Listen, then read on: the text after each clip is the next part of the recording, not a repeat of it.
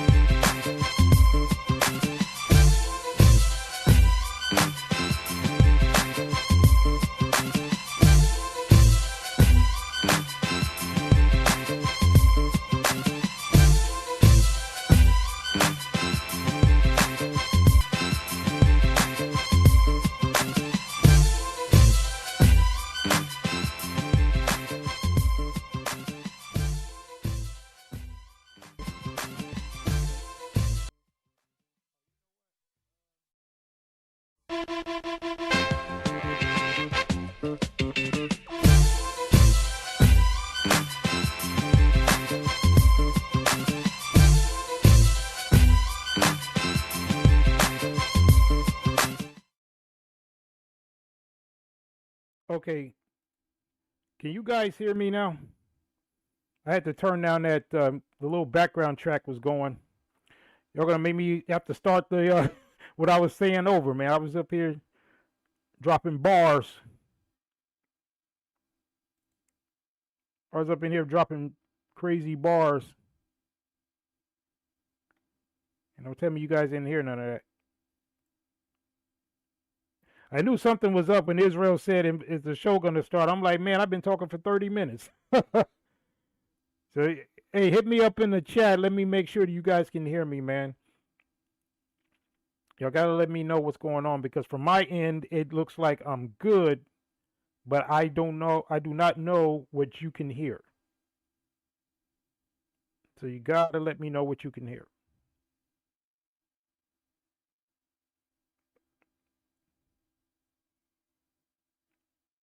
Yeah, so it looks like yeah, D keeps saying he's here. Yeah, okay, that's good. I appreciate that, D, but I need you to let me know that you can hear me and that you can hear the clips, because I thought that we were all good for the past 30 minutes. But apparently it looks like something's stuck. I'm not sure what's going on, because on my end it looks like everything's good. You can hear me and that you can hear the clips, because I thought, okay, so I think you should be, okay, now you hear me, right? Okay, good. Okay, yeah, D, so you letting me know. But again, I'm not sure what happened in the beginning. I thought everything was on pace. Did you guys see the first few clips that I played, or was it stuck on this screen? Oh, I see. Yeah, the music was playing as well as okay. Yeah, that was my fault, because I meant to close out that screen. So okay, that's cool. So you heard me the entire time. But yeah, how come you guys didn't let me know in the chat? Because I didn't know what was going on. And then Israel said, "Is the show gonna start?" I'm like, man, it's already started. So I didn't know if if it was frozen on your end or something. But anyway, I'm just gonna move forward because I'm thinking that you guys at least got the first part of it. I'm gonna go back and check it, and we may have to edit like the beginning or something. But he said, I assumed you were having technical difficulties. You know, from my point of view, everything looked like it was okay. I mean, until I looked down and I realized that the background music was still playing. So, because normally I shut it down as I start, speaking. But anyway, as long as you guys can hear me now, then we're going to proceed. Okay. All right. So yeah, we're just going to proceed with this. And this is this guy Tory Lanez talking about, things from his point of view. So we're going to continue. And if you guys run into any other issues or you can't hear me, just make sure you're very active in the chat. You say, hey, we can't hear the clip. We can't hear you. So I'll know to make adjustments. All right. All right. Anyway, let's get it. About what happened, and it'd be in your best interest if you don't make that statement. So I'm like, oh, okay, I don't understand what the issue of me telling my fans, like, yo, look, it's not that serious of a deal. I went to jail for whatever this is. Like, I didn't get for that 2 days why that was an issue. 2 days later, the TMZ report come out. TMZ reports. You ever notice TMZ is always in the mix with this type of stuff? Interesting. Days later, the TMZ report come out. TMZ reports and have the surveillance now. Now they see the video of the arrest. You see Megan, you see me, and you see it's all sprawled out on the ground in bathing suits and blah, blah, blah. And everything I'm saying is public record. You can go back and look at this. You can go back and see it. Like, you feel me? So they say, oh, okay, you see her out of the car. She's getting out of the car. She's hopping. It looks bad, bro. And I'm not going to lie. Like, I felt bad watching it because it made her look bad, and it didn't make her look good. It didn't make any of us look good. And I didn't want that for her. I don't see that for anybody. So all of a sudden, when we get arrested, or when it looks like we all got arrested, the memes start. Now I want to really bring you guys in for a second so you can understand something. And I really just want you to take this in. Like, she is a person I spent enough time with her to observe. Now that's interesting, Israel. So you said he did it to himself, huh? Yeah, I might agree with that, but what's your take on it? Why do you think he did it to himself? And understand something about her, where it's like she's going through a lot. She goes through a lot. She deals with a lot on her day-to-day basis. And because of that, she's not used to, so it's almost like he's making excuses for her, even at this late date, man. And that's the thing. These guys, a lot of them, their default setting is to just kind of fall on the sword, and no pun intended with our little background, but they just kind of want to fall on the sword for these women who wouldn't do anything like that for them. And in fact, they'll throw their asses under the bus for stuff they didn't even do, hence his situation. So I just find it just remarkable that you have so many of these guys nowadays who still, no matter how ruined their life becomes because of these type of females that they're dealing with, these Jezebels, they still can get into their Ahaz, or what was his name? Ahab. That was the guy in the scriptures, Israel. That was the husband to Jezebel, but he was a simp. That's kind of the type of guys that these women have to deal with, because they ain't dealing with the real ones, because they know we wouldn't tolerate it. But anyway, let's get some more. Just because of that, but just because of the fact that she's been praised so much, we've always looked at her as like, yo, that's hip hop. Israel says Tory did this to himself. He did it to himself by lowering himself to deal with Strags. He took the hit for the 304s that threw him under the bus. Yep, that was it. And again, man, we're going to talk about it. We're going to talk about how we have to navigate. And what I mean, when I say we, I mean a lot of you younger guys, because I've already been there, done that, as far as learning and then making preparations and moving in such a way now that I am not even in a position to get caught up in any situations like that. But one thing I forgot to do was, when we had our paternity show, and shout out to you guys who were in the house for that, I mentioned that I was going to share one of my own experiences as far as almost being trapped. I didn't get a chance to it because, they were messing with our live stream, when we were on the panel, because, Israel and Cortez were dropping some fire. So they got mad. It wasn't even talk. It wasn't even eclipse. I heard they were taking us down. When some of you guys were talking, right? So I never got a chance to tell my trap story. So what I'm gonna do is a little bit later. I got to keep you in a little suspense, but it's a true story. I'm gonna probably give you about 2 examples of something that happened. But yeah, in Israel confirms what I said. King Ahab. Yep. But anyway, let's go. Sweetheart, like she's nice, she's talented, whatever the case is, cool. And because of that, like we've never seen a moment where the memes have come at her, where the memes are like, yo, nigga, let's laugh at your pain. Ah ha ha ha ha. She's never had to deal with that because she's always been praised. So everything that's been happening has been a reaction off of what's been going on.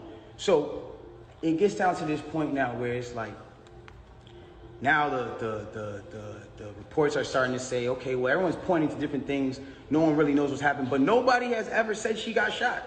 Nobody has ever said she got shot. Not TMZ, not the police report at this point. Nobody has ever said she got shot. Not TMZ, not the police report at this point. Nothing is saying that she got shot. Soon as she sees herself on video with the bikini and the things like that, and it looks bad, she then comes out and says, yo, the narrative of me getting cut by glass, it's just not true. She doesn't point at nobody or anybody or say anything or anything like that. She just says the narrative that whatever came out of me being cut by glass is not true. I was shot in my feet with the intention to harm me and put harm and danger upon me, right? So, okay, cool. Like all of a sudden the affiliates of her circle start pointing like little subliminal fingers, like count your days and like I won't be around and you shooting at feet and like little funny things that they start doing. And I'm kind of like, damn, hold on, where are y'all about to take this? Because y'all told me not to make a statement. That's why I say is part of the evil industry. So I'm trying to figure out where y'all taking me to. And Israel says, I don't feel bad for none of these guys, DDG, Tory, or N. Diddy. Yeah. I mean, other than the fact that, and I'm not sure about what's going on with the DDG guy, and even with Diddy, we've talked extensively about that, but like I said before, it's not so much you think he's a choir boy or, he's innocent of anything. It's like, it's more or less how quick people are to rush to judgment, especially as it pertains to a black man. But I think this particular guy, at the very least, I believe and again, I don't know about the DDG guy, but I think in this guy's case, he's not guilty of what it is that he's being locked up for. Obviously, he's guilty for having poor judgment, and we're gonna talk about that a little bit later. And then D says sue everyone, and then Israel says these guys should know that dealing with these Western whores comes with a price. It's kind of hard for them to be able to come to that conclusion, Israel, when that's when who would have raised them to know that. A lot of them came from these single moms, these baby mamas who are they themselves 304s, and so their whole definition of womanhood is that it's like I mentioned before. If you got a situation where you grew up around nothing but dirty water and toxic water, and you ain't never been around a clean stream or a pristine lake or anything like that, and you just think water itself is supposed to be toxic, or that water itself is supposed to be polluted. You don't know the difference. So a lot of these guys, they're so used to that type of environment that they wouldn't know a decent woman if she smacked them across the forehead, because these guys have been basically brainwashed and cultured to be attracted to those type of women that bring all this drama. That, in fact, they couldn't function without it. Some of us enjoy peace and quiet, coming home and having a woman that's pretty much waiting on you hand and foot. That's what some of us like. Some of these guys just don't like that. I hope you realize that, Israel, and the rest of you guys.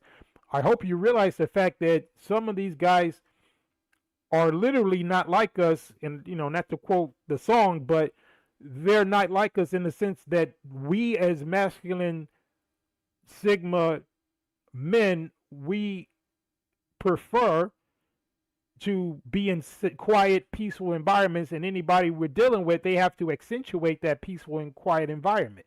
Some of these guys, they're very chaotic, just like their mom. So if things get too quiet, they start getting shifty and fidgeting around and they need some drama in their life, right? But anyway, let's get a little bit more what this guy got to say when I go to some more clips. So let's go.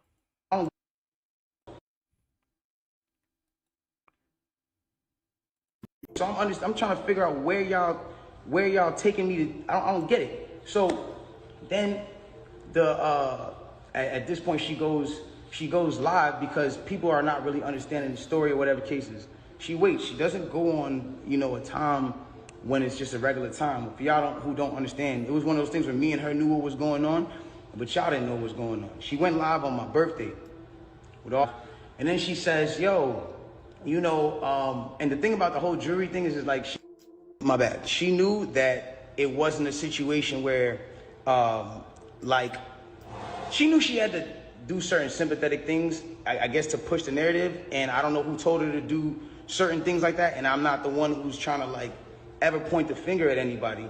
But when it really comes down to it, it's like, yeah, Israel said these hoes are always gonna use the court system, and these niggas are too soft and won't countersue. And he says, right, if he didn't shoot her in the foot, well, if he didn't shoot her, he didn't shoot her, right? And then Israel says, I wouldn't have even sued the prosecutor. Straight wicked system, yeah. You went on live on your birthday, and then you said on my birthday, and then you said I got shot in my foot, and it didn't hit no bones or tendons. So everybody's looking at this, and again, the internet is a sick place. Tory get hit 14 times. I told y'all Monday, I said somebody sent that at him. Tory didn't shoot that girl. I told y'all. Try to. Yeah, so the thing about it is, man, it's like you guys are saying, he's in that situation and he made some bad decisions on his part. I'm not saying he deserves to be locked up, but that's what happens when you follow the path of the Jezebel or the wicked woman that's mentioned for all my scripturally inclined guys. What's that? Proverbs 7:27, Proverbs 6, all up in there where it talks about the woman. I think we put it in the thumbnails too. Her house is the path to hell and all that type of stuff. Yeah. But anyway, let's get some more of these people reporting on this story.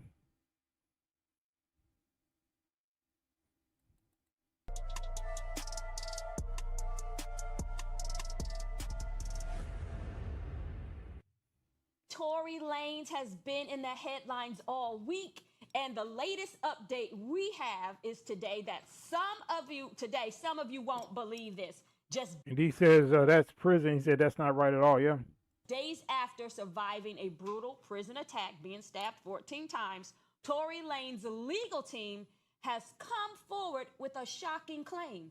They allege that it was Kelsey Harris, Megan Thee Stallion's former best friend, who pulled the trigger back in 2020. Not Tory. So I guess that's the broad right there who did it. But look how quick they can just be sleeping at night. It was her bodyguard or whoever it was that came forth. It wasn't one of them with a guilty conscience.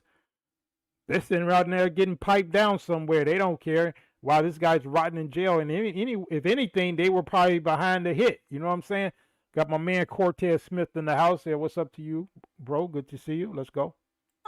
According to a statement from Harris's former bodyguard, Kelsey allegedly fired the shots that injured Megan. Now, this could be... And Cortez says, is anyone else having a problem with the like button? Yeah, man, what they trying to do, they don't want you guys to like the broadcast. I don't normally just be, crying about the likes a lot. I mean, because it is important. I mean, I want you guys to hit the like, but I be forgetting to tell you. But let me try it. I didn't even like it myself, but let me see if it works. So what's happening when you hit the like button, Cortez? Is it like not responding? Because I don't know. I don't know what happened. So yeah, he said some type of glitch. Yeah, I don't know. They be acting funny. Like I said, I told you guys already how they've been messing with the views, like especially on our because we started recently posting shorts, and they're starting to make sure that they're rolling back some of our views. Like our views will be going up organically and naturally, and then they start pulling them down. It's really weird. So yeah, you guys keep me posted if you see some shenanigans going on. But anyway, let's go. This could potentially reshape this entire narrative surrounding the case. Yeah, and then check out. This was his father that was kind of going off before, and I know a lot of people were saying he was kind of overreacting and stuff, but you know, if you're in that situation where you see your son getting railroaded, and this was right before I think when he first got apprehended and locked up, and I remember seeing his father go off like this, and I feel it's important to just kind of revisit some of this stuff just so you can see that at least he was trying to warn people back then. But this is Tory Lane's father going off when he first felt like his son was being railroaded, and it looks like he was right. But let's go.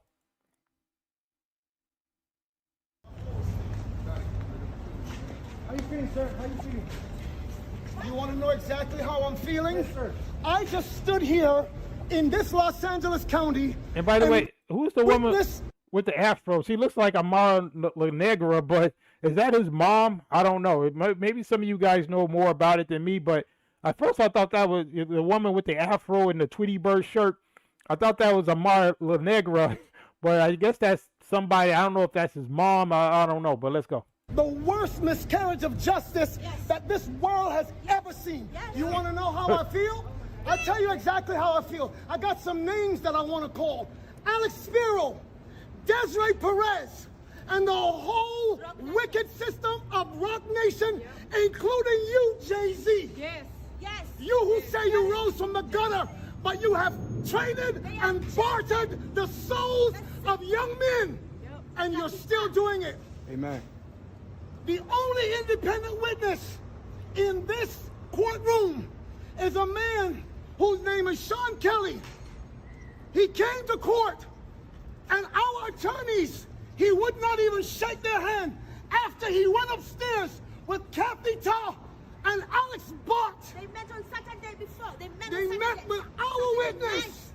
And then the man came back, and I sat in the hallway while he sat with Jody Little, the prosecutor's investigator, who acted so dumb, an intelligent woman who did not want, listen, I've seen so much evidence buried in this, and I know exactly what the public out here will say. Don't talk. You will say, I say this because I'm a father. See, I am a father of thousands around the world. I'm a father of my kids, but a spiritual father to many. And I don't make stupid allegations because I got nothing better to do. You all have been bartering and trading the souls of young black and brown men in this country. And I'm calling on all the umbrellas. I'm calling on everybody in this country to begin to rise up because your sons have been done dirty. That's right. That's right. Yeah, Israel, you said they're from the islands. What islands are they from? That's right. That's right. Amen. Real talk. That's right. Real talk, bro. Over. Amen. It's not over. Real talk, God does not lose. Never. Yeah. So he going off, and again, it looks like he was vindicated because apparently, his son was indeed railroaded. But again, it's just par for the course, and I hope the young man gets out. Especially if he didn't do this, and we don't like to see situations where anybody, but specifically black men, are locked up for stuff that they didn't do. So it's pretty sad. But again, we've seen all this before, right?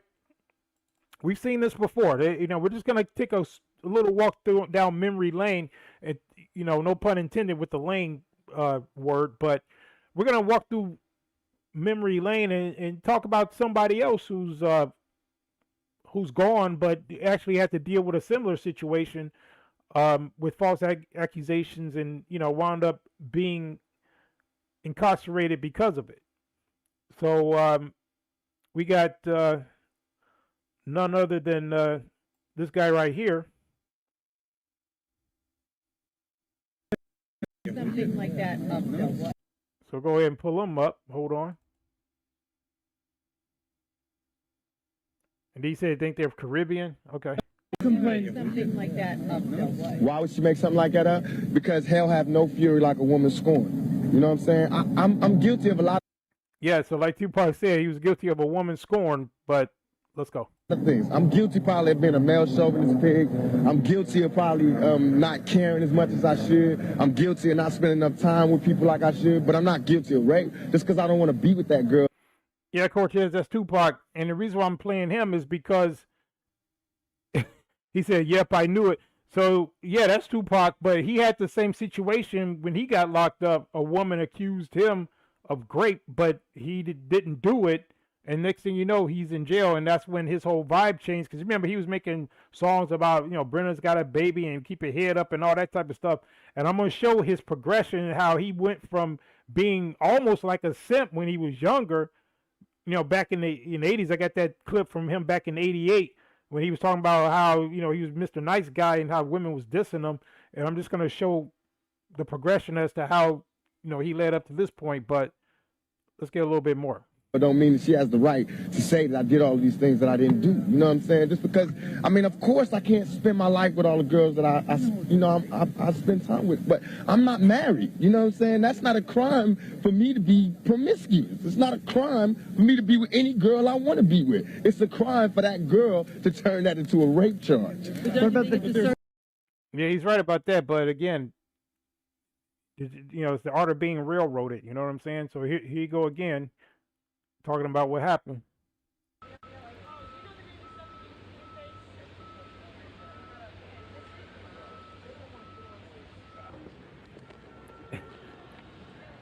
And he said, I get around, yeah. That was one of his songs. He said, only in the West. He said, and Cortez said, and it's been argued that Tupac is dead because of the false accusations. It could be anything, man. So if it wasn't that, there's so many other guys who are 6 feet deep because of somebody's lies. A lot of times a female, so it's crazy. And then he even said that it changed him. Yeah, I got the clip showing that too. Just stay tuned. I'm gonna show it. And then D said I had a roommate in college that said the same thing. So he's telling us what happened. The media never talked about that. Yeah, exactly.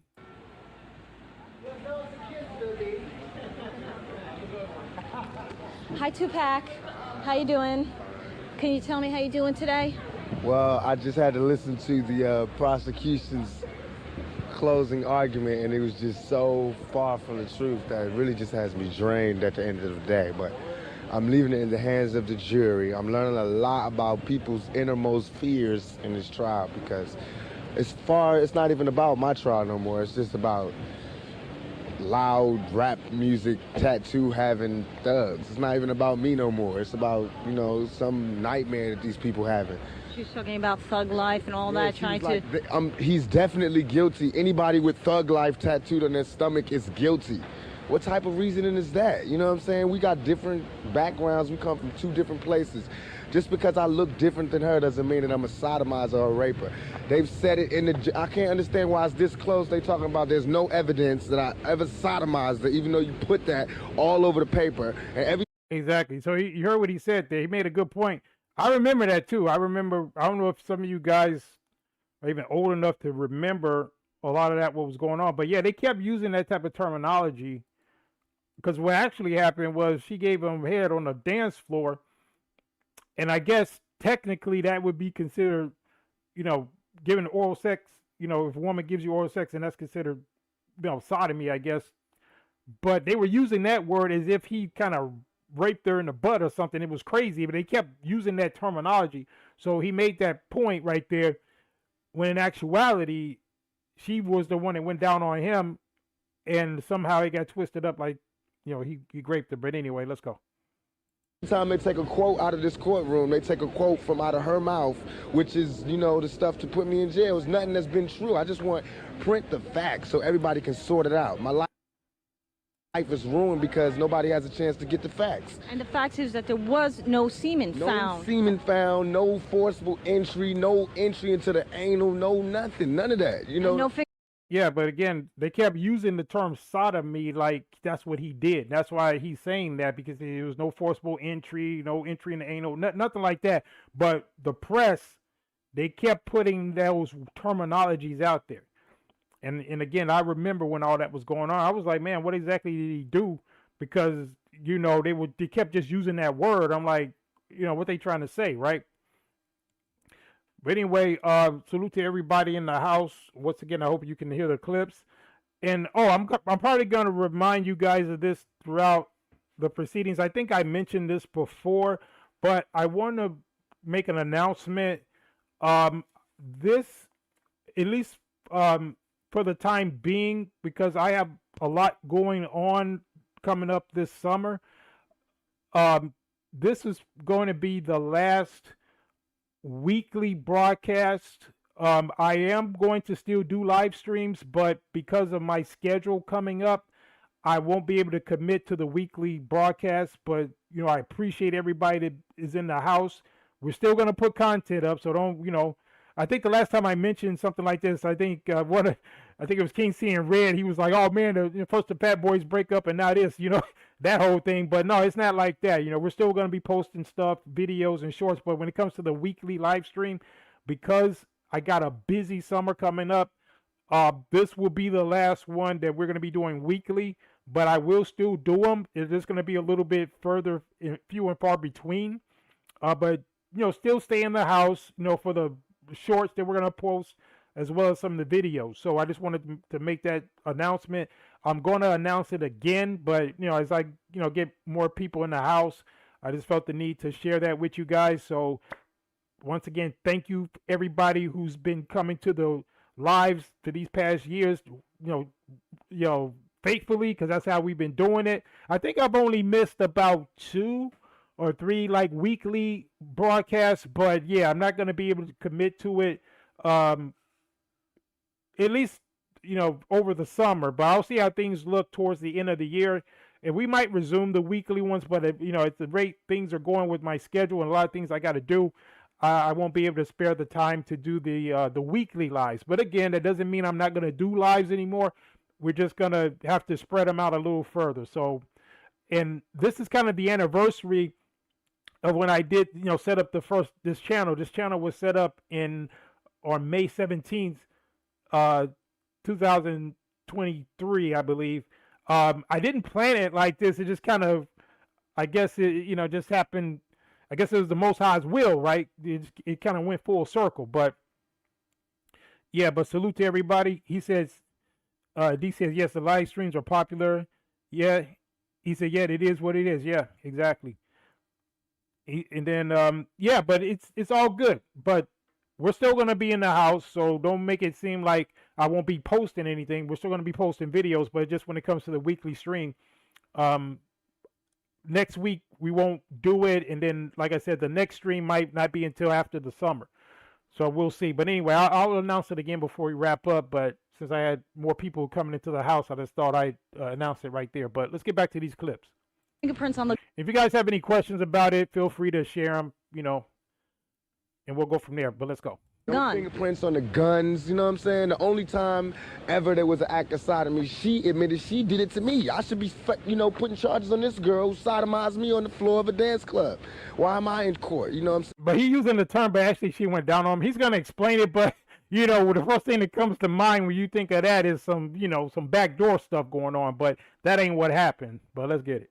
And get my life ripped apart. But I'm here, I'm gonna go through it just to show that I have faith in the American system. But for me to have faith in the American system, these juries and everybody else has to, play the same role and to keep an open mind. I'm already convicted. My whole life has been turned around. I lost every job, I lost everything, every opportunity. I can't get buy cars, can't get rent, can't get none of that. But I'm still a survivor, I'm still coming to court, still smiling, still signing autographs. But soon I'm gonna go crazy, you know what I'm saying? And it's up to the world, America eats its babies. No matter what y'all think about me, I'm still your child. You know what I'm saying? You can't just turn me off like that. But I was in my room. I can't. Yeah, so that so we see this story over and over again, right? Where you get a black man that's been, sent up the river off some BS, right? But we got some more clips with Tupac.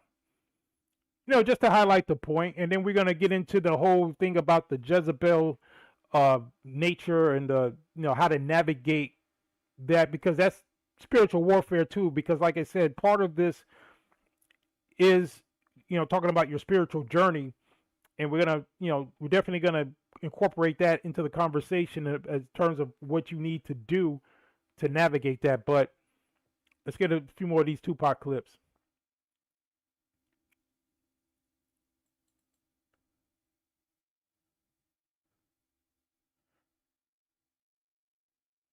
As far as with the females now, it's just not even romantic anymore. You can't be like, hey baby, let's go out to eat. Now you gotta be like, let's go eat. Let's kiss, let's touch, let's walk to the door, open the door, go inside, and have sex. Is that okay with you? Yes? Thank you. Yeah, so you have, I think somebody in the chat said earlier that he talked about how you changed him, but yeah, like you said, he can't even be romantic anymore because if you go back in time, Tupac was like this right here. I know you guys seen this clip before. And what D say? He says, yeah, that's what he was talking about when he used the word that the media was using. They kept using the term sodomy, and pretty much they were trying to insinuate that he did something, you know, to the old girl's back door, but that ain't what happened. But anyway, this is him back in the day, 1988, and like I said, we did our 80s broadcast, which I'm going to be posting probably shortly after this one. But this was Tupac in 1988, and how he was talking back then. Let's go. This much respect for women, and I get a lot of friends because I have respect for women, ultra respect for women. But then, like I was liking this girl in town, and I'm extra nice, you know, extra gentleman. I'm extra just like, oh, you're beautiful and you deserve the best. And yeah, and I remember I saw a video with Candace Owens, and she was analyzing this particular clip, and she was trying to make it seem like Tupac was gay or something. I'm like, well, first of all, a lot of guys who are single mama raised, and we're going to get into Afeni Shakur a little bit as well, his mom who lied to him about his father being dead. And so he was single mama raised, you know, that's the reason why he made that song, Dear Mama, you know, he was a crack fiend, mama still was a black queen mama, all that type of stuff, right? Now, Candace Owens was trying to make it seem like because of his gestures and how he was talking, no, he was just, you know, that type of guy. It doesn't mean he was gay. But what I find so interesting is that a woman like Candace Owens, who's married to a white man who, the last time I saw him, he was talking to her, he didn't seem very masculine either. So, you know what I mean? It's kind of funny how you get these swirlers who will start using certain pejoratives and trying to talk about black men when they choose men of these other races who are even more feminine than the black men they're trying to accuse of being feminine, or they are more violent than the black men, or they have all these other pathologies that they tend to overlook. Like David Carroll used to say, the white skin can cover up a multitude of imperfections and sins, right? So they can't see the flaws in the men that they're with. And I just felt it was interesting. I don't know if any of you other guys saw that clip with Candace Owens going in on Tupac, talking about, because she was reviewing this clip and she talked about how he was like moving like he was gay. And I'm like, have you seen your husband? You know, the last time I checked, he seemed like he was, you know, not the most masculine dude from what I saw either. But anyway, but let's get a little bit more what he had to say here. Let's go. she told me I was too nice. I couldn't believe it. That was the ultimate stab in the back. So I went through a week of just going, forget it, I'm just gonna be like them. Because they seem to get the girls and they call girls the B word, you know? Bitches ain't shit. We don't love them hoes, and it's like that. See, what a difference a decade make, right? Well, that was less than a decade because he passed away in 96. So, what, man, that was like 8 years later, boom. Total 360. But he wasn't raised with a father in his home due to the fact that his mom pretty much lied to him. And we got a clip of that. This is KS talking about it right here. But we know what happened, though. Remember that? Yes. Dear Mama. Tupac said, even you're a crack queen mama and you're still a black queen mama. And he said, Daddy didn't care. The fact it took the back way, such and so forth, blah, blah. Because, you know, his daddy wasn't in his life, right? Right. Right. Tupac got shot when he was out in New York 5 times. And when he was in the hospital, Tupac got a visitor. You know who it was? His biological father. Yeah. Okay. His mother had been lying to him his entire life. That's Afeni Shakur lied to Tupac. Yes. So Tupac filed. AD, you said they are all addicts? You know, she was an addict. Yeah. Now, you say they all are addicts. Who are you referring to?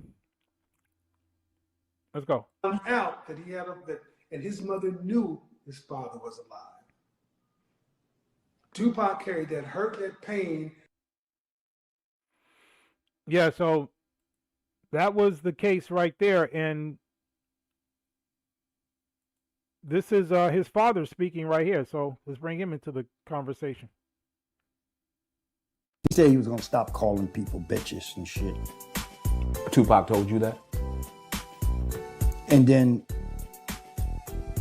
a bitch put him in jail over a lie. So that broke his heart. See, he kept getting his heart broken. He kept getting hurt by people that he loved and cared for. And that'll change you, bro.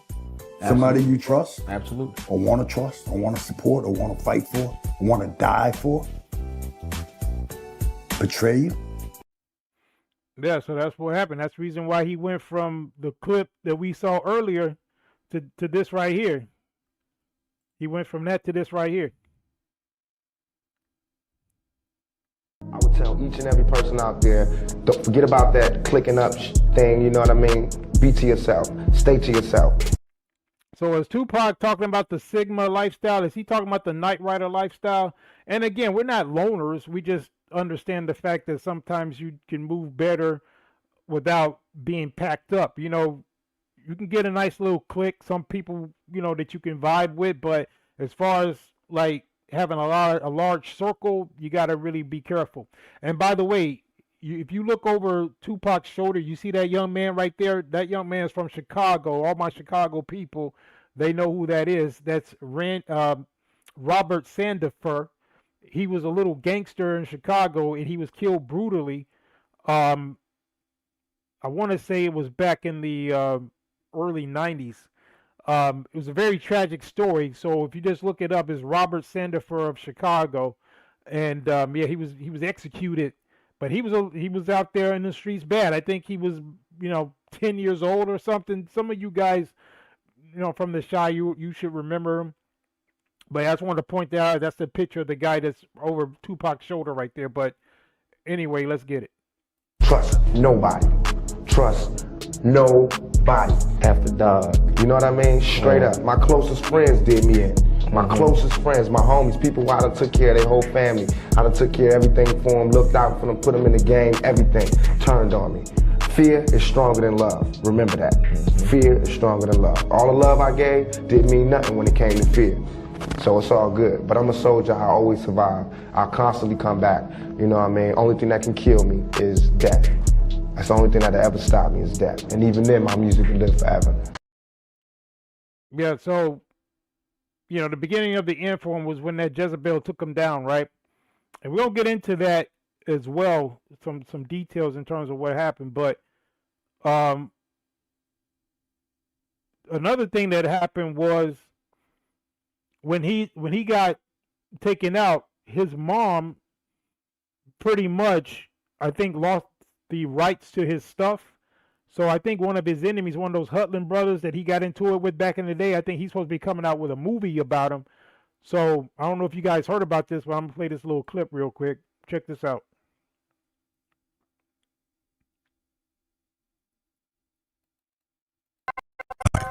So there's a new 5-part docuseries on Tupac about to drop. My name is Tupac Shakur. The only problem is, it's directed by one of his enemies. He's a performing arts kid, and he's delusional. In 1993, the Hughes brothers hired Tupac to star in their debut movie, Menace to Society. What you say about my mama? However, Tupac was fired during the rehearsal stage by Alan Hughes, resulting in an altercation that landed Tupac in jail after Hughes pressed charges. The dispute between the two remained unresolved until Tupac's death. Yeah, so Cortez, you know about it, right? Yeah, salute. He said, yep, he died at 11. Yeah, it was crazy. He was, I mean, that's a nice way of putting it. I mean, he was executed, but it's crazy. And then Cortez said, Sigmas aren't loners, but we usually don't have a lot of friends because we can't, EPCs. Yeah, exactly. We're like the main characters. We can't be around those NPCs, but let's go.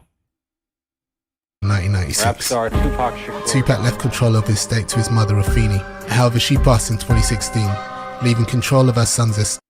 So he left his estate to his mom right there, but his mom, I don't know what happened, how she, let it end up in the hands of, guys who didn't have his best interests at heart, but I mean, it's crazy, but anyway. Leaving control of her son's estate in the hands of this man, Tom Wally. But ever since he gained control of Tupac's estate, we've seen a series of questionable decisions. And most recently, Tupac's sister sued Tom Wally for embezzling $5.5 million from the estate. He also refused to hand over her late brother. So you see what happens when his mom took things over. So my question is, why didn't his father? Because I think his father would have did a lot better for him than what his mama wound up doing. But from what I heard, that's one of the reasons why she told him that his father was dead, because she didn't want him to be able to get any rights to anything that he was doing as far as the money. But look at how she squandered the bag. I don't even know if you guys knew this, but listen to this part right here. Look what this guy did with his image. This guy right here. So again, it proves our point about who's the right hand of who, when his own mom lets his estate get in the hands of this guy, and he's taking his image and doing a pride parade stuff like this right here. It says Tupac Shakur's estate releases unexpected pride collection. Now you think Tupac would have went for that if he was able to still be alive and well? Look at that right there. It said Tupac's estate has released a new collection of merchandise to celebrate Pride Month, and all proceeds will be donated to LGBT organizations. So do you think, dude, when did Tupac ever mention that he was interested in that? He was always talking about what he was going to do for black folks. So somebody just went in, taking his image, and whatever money they get is going to the LGBT organizations. I'm not even sure a lot of people are aware of this, man, but this is crazy. But I just had to point it out. But this is what happens. And unfortunately, his mom had that Jezebel spirit, and it always ends up bad. But let's go. Seen a series of questionable decisions, and most recently, Tupac's sister sued Tom Wally for embezzling $5.5 million from the estate. He also refused to hand over her late brother and mother's personal items that were left to her. So it begs the question, would Tupac want Allen Hughes telling his life story? Yeah, but so again, even after death, during life, he was getting railroaded and put in bad situations because of these Jezebels, and even after death, right? And that's the reason why you had situations like this where he kept, bringing out more and more talking points like this. That's what they want. They want to get associated with that person. It's the fame that gets these people. It is not me. It's the fame. Because I've watched females look at me when they didn't know who I was, and I can see it, nothing. And then as soon as somebody whispered who I was, it's this glare in their eyes. You make yourself want that person, How do you feel about that? I don't understand how people could stand next to you 1 year, and next year they cannot stand there. They just going crazy screaming. They just can't take it that you're right there. But just last year, I was in the same club, walking around lonely like a motherfucker, you know what I'm saying? Couldn't get a date, couldn't get nobody to dance with me. I was too skinny, too something, and now he's just adorable. He's just, Now, I'm sure some of you guys have experienced that, not maybe on his level because he was a superstar, but I'm sure you've all been in situations where there was one particular girl that wasn't rocking with you later on. Maybe you grew a little bit, you got some height about you, you start working out, whatever the case was, and they treat you like a totally different person. I know I've experienced that multiple times with different girls that I knew growing up, that I may have liked. They didn't like me at the time for whatever reason. Then later on, they saw me literally all over me. I remember I had a friend. Well, it was this girl. We were in I think it was like 5th grade. I kind of liked her, and for whatever reason, she used to diss me, right? And then about a couple of years later, I met a friend that was actually her cousin. I didn't know, but she lived right across the street from this dude. So I would go over his house, and I'm kicking it. And she comes in there, and like I said, it's a couple of years later, so I look kind of different, right? They got a little bit of height on me. I started, I was on the wrestling team and all that, so I kind of, my body, was a little more filled out. So this broad all over me, right? She's sitting all on my lap, hugging up all on me, and I'm like, I couldn't pay you to be with me, a couple of years ago. So I know exactly what Tupac is talking about, and I know a lot of you guys experienced that as well. But we got to make sure that we keep this into perspective with what we're talking about, which is the whole idea of how you have to walk on your path.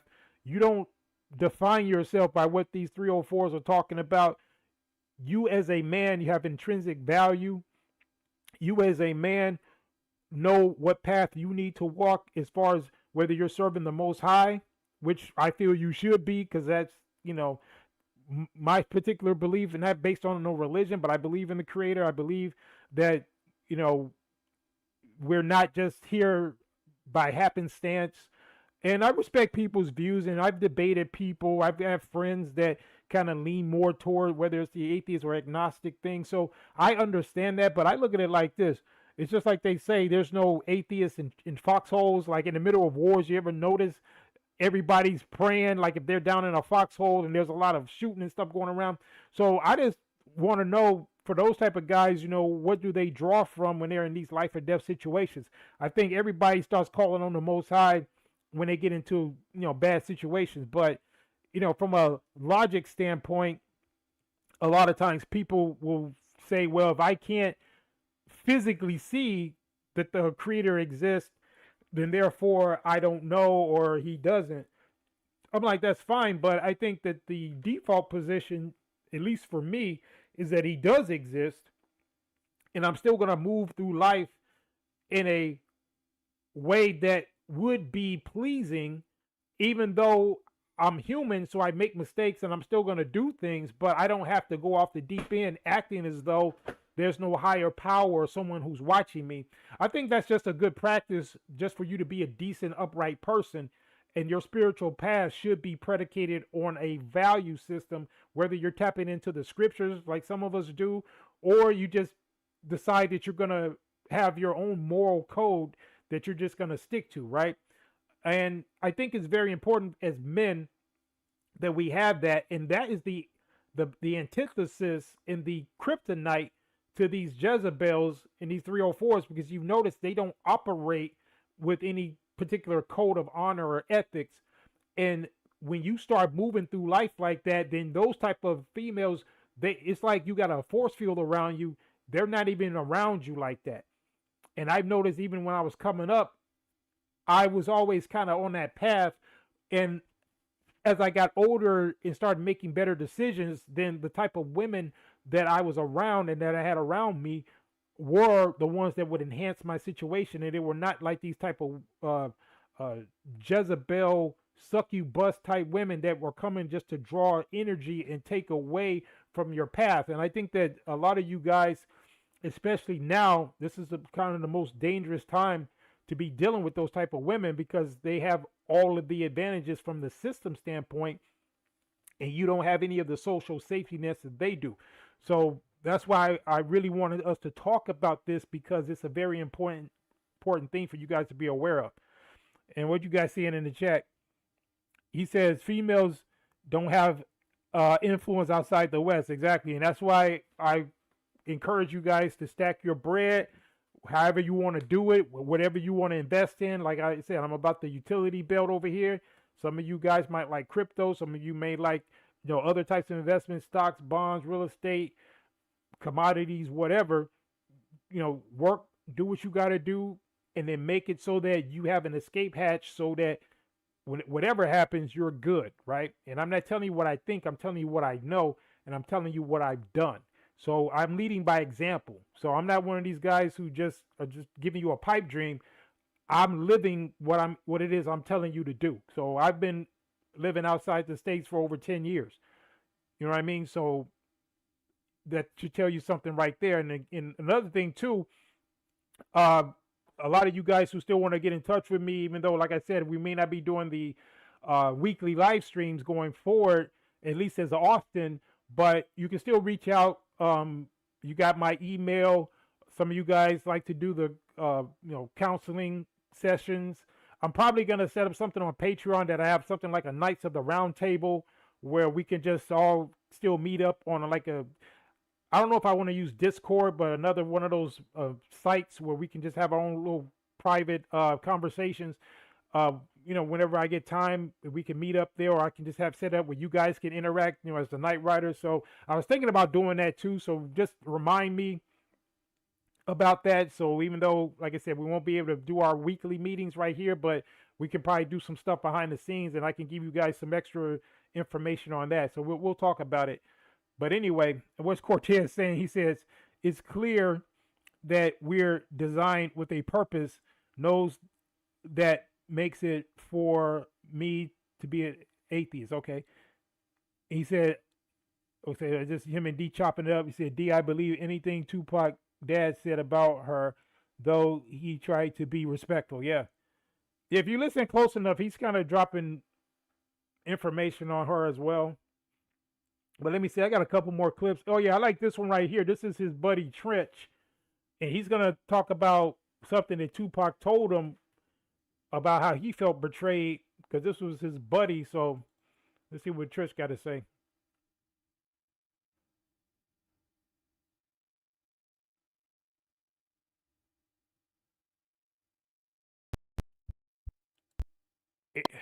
Off the realm. And D says, I think all content creators should have Discord. Yeah, you know, it's either Discord or, but since everybody else is using that, you know, we like to be different. I was looking at some other platforms that may be a little bit better, but I'll let you guys know. I'll drop a video or something once I decide which platform I'm going to go on, and then I'll set it up. Once I set it up, I'll drop a link in one of the videos, and I'll have you guys come on over and we can chop it up, you know, behind the scenes sometime. But I'll let you know. But like I said, that's something I'll be probably doing over the summer. But let's get it. You was on set with Tupac when he was shooting that, right? Yeah. Tell me about that, because I heard that when he was on set, people was talking shit to him about the, rape case. Yeah, rapists, you know, the majority of people out there was loving Pop, you know, but you got your taunters and your haters and your trollers and everything else. So for one, let me tell you, like with Pac, he thought he always was repping his people, all his people. Keep your head up. Brenda's got a baby, all that type of shit. And to hear, like a lot of the ones that was taunting was females, you know, because it was a sexual assault case or whatever else. Now you heard that, right? So he was saying Tupac noticed that a lot of the ones that was taunting him were females. So it's bad enough there was a female that set him up to get locked up, but then come to find out they teasing him about the whole thing as well. That's crazy. And he was the one repping them, right? Well, let's go. First ever would think like my own people would come for me when I rep the thugs all over every. He said his own people, but let's be specific. Who was it that was giving them the most drama about that? Those are the women, the females, right? The Jezebels. Let's go.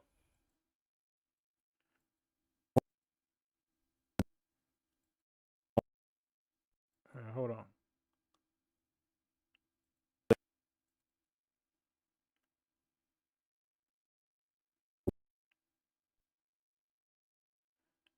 Yeah, this clip getting kind of stuck.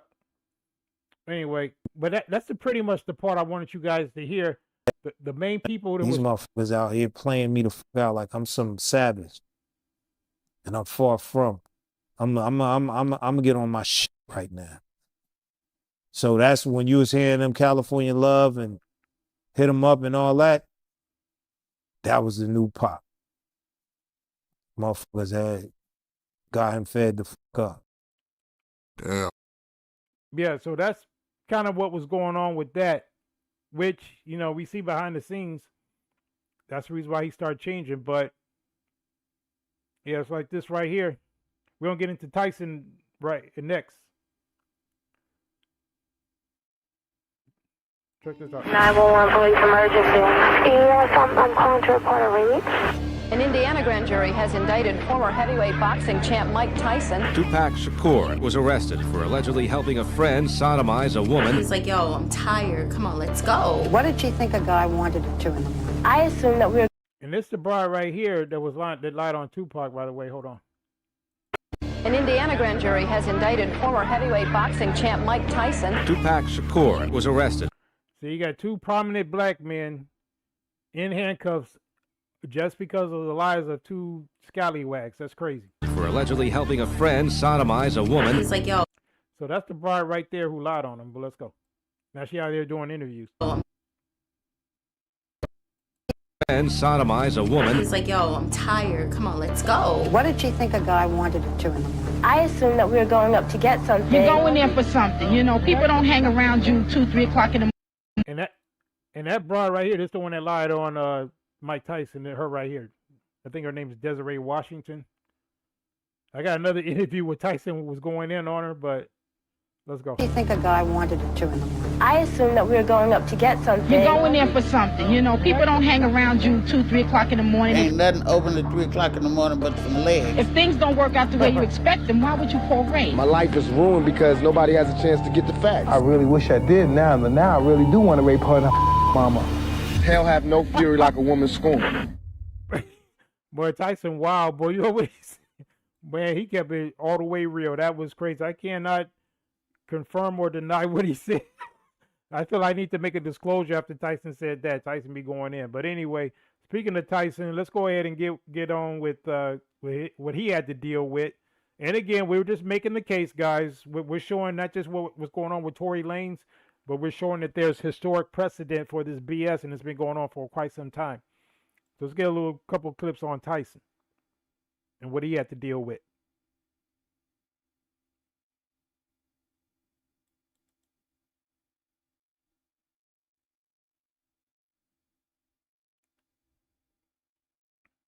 When I was falsely accused of that wretched swine of a woman, falsely accused. I don't know if you guys caught that. Tyson called her a wretched swine of a woman. Boy, Tyson, boy, he be going in the ring and outside the ring. But anyway, let's go. Accused of when I was falsely accused of that wretched swine of a woman, Desiree Washington, it was the most horrible time of my life. It was the most heinous day of my life because I go into prison, I lost my humanity, I lost my reputation, I lost everything that I worked so hard for. You know what I mean? Say that I was conducting myself as a little brat that time and being promiscuous with the women. And I think a lot of people agree that Tyson wasn't the same after that happened, man. It just seemed like, because that's some crazy stuff they have to go through, is to be falsely accused. And especially when you got so much going for you. He had so many achievements, the youngest heavyweight. When you guys look at the 80s show, we're going to drop, I showed that when he got his championship, he was at 20 years old. And to have to, achieve all that and then to have it squandered at the hands of a woman who just lied on you, that's crazy. And so that's, why he, turned out the way he did, in a lot of cases with these anger issues. And then what did Cortez say? He said they are exposed now and they are naked and afraid and are lashing out. Yeah. He said it was actually a young guy I used to follow who was the first to expose her. This channel was very, very small, but video probably got millions of views. They may have taken the channel down, yeah. But Tyson, he had so many bad situations, like when he was married to Robin Givens, another Jezebel. She damn near ruined his life too. So yeah, like the scriptures say, women, many women have taken down many strong men, right? Sometimes it don't matter how strong the man is. There's so many women that have been able to take them down, right? But anyway, that's that Jezebel spirit. But let's go. There's no such thing as took that woman's chastity at all. I have to be honest. I'm a jerk sometimes, and I think things that sometimes crass and coarse. But I would never do nothing to that extent. I don't know what to say about that situation. Just basically took the whole life out of me in that situation. I never again trusted anyone, not even myself, around certain people. I just took a lot of confidence from me as far as me being with a woman and getting married. I never even trust my wife because of my situation with that conviction. And it's just, I'm brooded over my head for so many years. Yeah, guys, but that's an example. No matter how strong and tough you are, when you're moving around vipers and snakes and these women with these Jezebel spirits and they're scheming on you, you can't move like you're in your natural habitat, because the natural way you want to move around a woman is be a little bit flirtatious, you want to, show your masculinity and so forth, but at the same time, you can't do it, especially not nowadays. I think the last time we were able to do that was back in the 80s, right? When we were kids, some of us. There's some of you that wasn't born back then. I guess you'll never, you didn't experience it. But yeah, you used to be able to say certain things and do certain things, and then women would do stuff to you. They'd be grabbing on you too, so it was all good. But nowadays, it's crazy. But speaking of this whole thing, when it comes to boys, another problem that's going on is that a lot of these people are not taking into account what these young men are going through. Now, I'm going to show you this B-Dub, and I think we did this topic about these women living in cars and the van life and all that. But I want you to pay attention to this next clip where this woman got her son out here living in a Walmart parking lot, and she's just making it seem like this is just normal, right? So I'm just going to play a little bit of this clip. So let's go. Routine as a single mom living in a van, waking up in a Walmart parking lot. So, of course, as soon as we wake up, I make sure to... So you catch that? She said a single mom living in a van, waking up in a Walmart parking lot. So they're talking about it like it's a flex. And remember, when I made that video, I said, is living in a car or being homeless the new flex? Because these women have a very disturbing and peculiar ability to take very degenerate behavior, very low moral behavior, and flip it and spin it like it's a flex. And that's pretty much what these women are doing when they fall on hard times. They're not going to concede the fact that they couldn't pick a dick. They picked either a guy who they knew wasn't going to be around, or they were getting busted down so much that they can't figure out who the baby daddy is. So just like when we did our paternity show, we showed how many of these cases the women simply don't know who the father is. So how are you going to talk about a deadbeat when you don't even know who beat that thing up? It's crazy. But anyway, this woman is talking about this as if this is some type of flex. But let's go. This is my morning routine as a single mom living in a van, waking up in a Walmart parking lot. So, of course, as soon as we wake up, I make sure to give my toddler lots and lots of cuddles and kisses. Then I like to throw on some clothes because it's a little chilly and I want to make sure we are as warm as possible. And look how young this girl looks. I mean, this is crazy. After putting myself together, I go on to put Kareem's jacket on and he pulls off the window covers. This is our beautiful view of Walmart. We don't... Did she say beautiful view of Walmart? Walmart's a lot of things, but beautiful don't come to my mind when I think of Walmart. But anyway. Usually park in parking lots, but sometimes that's the case. I then go in to make up the bed so I don't have to do it later on. We then get out of the van and walk into Walmart to use the restroom and brush our teeth. I do have a toilet in my van, but we are already sleeping in a Walmart parking lot, so we might as well utilize all of their services. Since I didn't need anything in Walmart, we were able to just run back to the van. And immediately I get started with cooking some breakfast. So then I set up my kitchen, which is the basic 2-burner propane stove. While I'm doing this, my toddler is usually watching his morning show on his iPad. Today we are making something very simple: sausage, pancakes, and hash browns per Kareem's request. But this is only a pit stop till we get to our next destination, so if you really like these morning routines and you want to see what we get up to next, follow along. So she's turning this into a whole production, and she's talking about if you want to see more, let us know. I'm like, why don't you take whatever this YouTube money is you're getting for doing this stuff and get that boy in a proper living condition? A growing boy should not be cooped up in a van with his mom. This is crazy.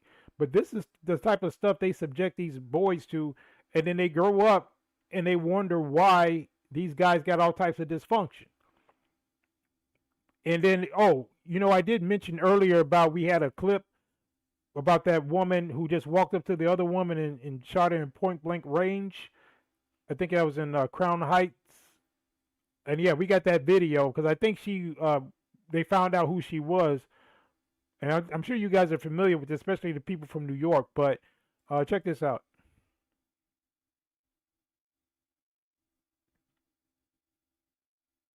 Breaking news tonight here on News 12 Brooklyn. Thanks for being with us. I'm Amanda Bossard. After nearly 4 years, the case against Claudia Banton has come to a close with a verdict. News 12 Shakti Dennis was in the courtroom when the jury announced its decision and joins us now with that and more. Shakti. Amanda, the jury deliberated for about 3 hours, and you could really feel the anticipation when they walked back into the courtroom and read their verdict. Guilty on all charges. Something I needed to hear. This has been a hard road. Emotions poured out of the courtroom as the jury found Claudia Banton guilty. So this happened back in 2021. They just now catch of murder and criminal possession of a weapon. But you didn't think about what you was doing, so now you have to pay. 4 years after. So this is that clip right here. And again, I think some of you may have seen this already, but you may not have known what happened to this female. And, you know, they finally caught her. And this is what she did. She basically just walked up point blank range. After 42-year-old Delia Johnson was shot, execution. Look at that. Now that's callous as hell. She just walked right up to this broad. She just sitting there, didn't even have the courtesy to say something to her. She just walked and blew her head off. This is what they do. This is how bad the Jezebel spirit is with a lot of these westernized women, in particularly these B-dubs with these blonde wigs on. This is crazy. And then D says, completely useless and completely worthless. Straight trash. He said, man, so-called black females in the United States are the lowest things on this planet. You know, I hate to say it in a general sense, but let's just put it like this. There's a part of that element, that demographic, that I would say that's true. Although, you know, I know some that are decent. You know, I'll just put it like that. And we try to use a scalpel over here. You know, I'm not going to say that every single one is capable of this type of garbage right here, but certainly the ones who are not like that need to do more to distinguish themselves and to call out the BS from these women, because they all can get on code together when it's time to railroad a black man, but it's kind of funny how they can't find that same type of unity to go after this type of female right here who's making them all look bad, and she went and killed another black woman like this, so it's crazy. And like I said earlier, can you find me an example of any demographic of women on the planet that have done something like this? I'm not familiar with it. You'd have to show me that news article, show me that evidence. I don't know of any other instance on the planet, on any other country, including the whole continent of Africa itself, where a woman walked up to another woman at point blank range and blew her brains out. I just have never seen any other group of women behave like that other than the westernized United States B-dub. But maybe you know something I don't, but I've never seen it. But let's go. Execution style on a Crown Heights sidewalk. Her family says they can finally begin to heal. I need to just relax. And look how she just got back in the car. She didn't even run. She's so bogus. Look, there's people still around her. This was brazen. She didn't even run. Look how she walked away after she did this. Shot execution. She just popped her in the head right there. Style on a Crown. And look at her. She just Heights walking back. Says they can finally begin to heal. Had her hazard lights on and everything. It's crazy. That is crazy work right there. But anyway, yeah. So you see the reason why, guys, you got to move the way you got to move to avoid this type of stuff. And another thing that we talked about, and so because we did mention how a lot of these boys are being failed. In fact, I dropped a video a little earlier about how the reason why boys can't read at their level. So I advise you guys to go check that out. But a lot of times these boys are being failed and they're getting put in these situations through no fault of their own. And I remember this sad story about this guy by the name of Khalif Browder. And some of you guys might remember him. He was the teenage guy, I think he was like 16 years old, from New York. And he got put in Rikers Island, of all places, for something he didn't even do. But the way this ties into this whole Jezebel spirit is that his mom couldn't even get him out of there, you know, because, and again, I know a lot of people didn't have access to 10 grand or something, but don't you know, if you got a child, you should have something put away. I don't care if it was a college fund or something. A son of mine would not have been in that situation for long. Somebody gonna come up off some money so I can get my son out of Rikers Island. He couldn't even pay his bill, so he was in there getting abused and stuff. And he, unfortunately, I think he wound up taking his own life. But I'm gonna show you some clips on this particular guy. This happened a few years ago, but I think you may have heard about it. And once again, the guy's name is Khalif, K-A-L-I-E-F Browder. So I'm going to play a little bit of information on him.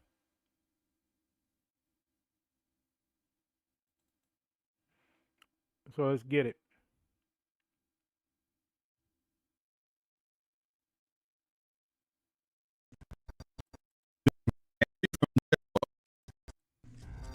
A New York man is freed from jail after sitting in a cell for over 3 years while awaiting trial for a crime he didn't commit. May 14, 2010. 16-year-old Khalif Browder is walking home from a house party in the Bronx, New York, when police suddenly arrest him for robbery. He was thrown into Rikers Island Jail, one of the most violent prisons in America. His bail was set at $10,000, and there was no way for Browder's family to afford to pay that amount.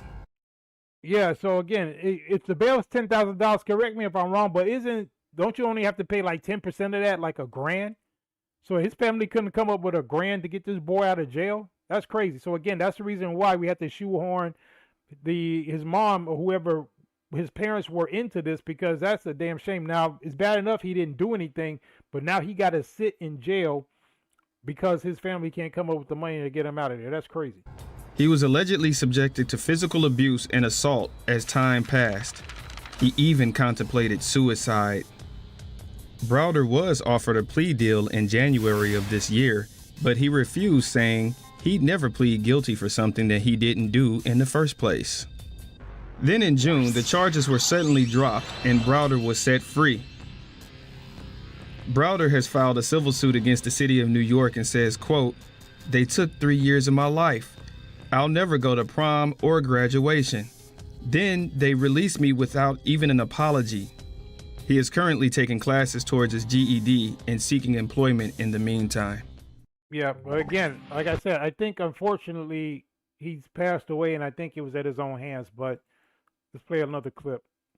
And shout out to his bro, may he rest in peace. He shouldn't have had to go through this. Now we have an Eyewitness News exclusive, a travesty. A young boy thrown in jail as a 16-year-old high school sophomore. Now, more than 3 years later, this young man is free. Criminal charges completely dropped.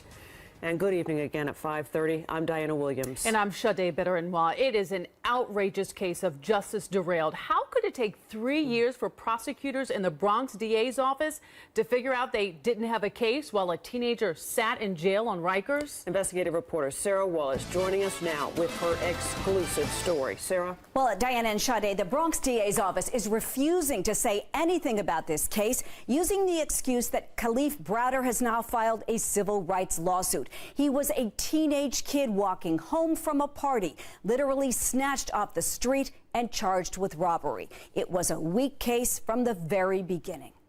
I spent 3 New Years in there, 4 of my birthdays. I spent a lot of holidays in there. 20-year-old Khalif Browder may be physically free, but mentally he is still trapped behind bars on Rikers, where every day was a battle to survive. It's very hard when you're dealing with these dudes that's wild, tall, and they're big, you know what I'm saying? And they got weapons and shanks, and then they're in gangs. And if you don't give your phone call up or you don't give him what he wants, you know they're gonna jump you because he got about other 15 other gang members. It's very scary. In May of 2010, he was a 16-year-old 10th grader walking home on Arthur Avenue in the Bronx after a party. The guy comes out of nowhere and says, "I robbed him." And the next thing you know, they put in the couch, man. I don't even know this dude. And then I do 3 years. Over 3 years for something I didn't even do. Browder's family couldn't make the $10,000 bail on the robbery charges, and he had a legal aid attorney. Browder is now represented by a civil rights law firm. What was bad about this case? Pretty much everything. One witness identification from a stranger, no evidence, no property recovered. Months turned into years. He tried to commit suicide several times. It was just all balling in my head to the point where I had to just grab my head, like I can't take it. He missed his sister's wedding, the birth of his nephew, and so many family events. In January, Browder says he was offered a plea deal after 33 months in jail. He refused. The judge, she was trying to give me time served, and I wasn't taking it. And she told me if I lose trial, I could get 15 years. Just take the time served, and you go home today if you say you did it. I didn't do it. I'm not saying I did that. He went back to jail. In June, he was suddenly freed with no explanation. No apology, no nothing. They just said, oh, case dismissed. Don't worry about nothing. Like, what do you mean don't worry about nothing? I just took over 3 years of my life. He's now trying to make up for those 3 high school years he lost. Yeah, so I want you guys to see this type of stuff to show you how you're kind of an endangered species out there, and that could happen to any of you guys, specifically that's still in the West like that. I know D going in. Yeah, I know what you're saying, D. That's crazy. That is a shocking story, and you know what's even worse, D, is that this is not the only case. It's not the only case because you already got a system like that that's pretty much out to get you, and it don't help when you got a whole contingency of women with that spirit who are pretty much out to get you as well. Now, let's talk about that for a minute, right? Because part of this broadcast is to talk about that Jezebel spirit. So let's talk a little bit about this and find out exactly what it is, right? Some of you may be familiar with it, but let's go into it a little bit. 4 ways Jezebel attacks your mind and keeps you stuck forever.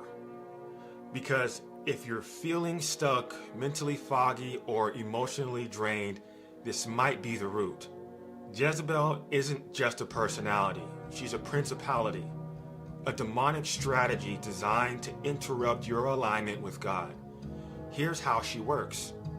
Number 1, emotional confusion. Now, as we're going down these lists, I want you to think in your mind, do any of the women either you know personally, they could be in your family, they could be just women that you are familiar with, or you could just look in general with the modern society with all of what he's talking about, him and these other couple of clips I'm going to show you. You let me know if they line up with some of these women that are operating there in the West. So let's go. She floods your mind with feelings that don't match your reality. You're overwhelmed, discouraged, irritated, but you can't trace where it's actually coming from.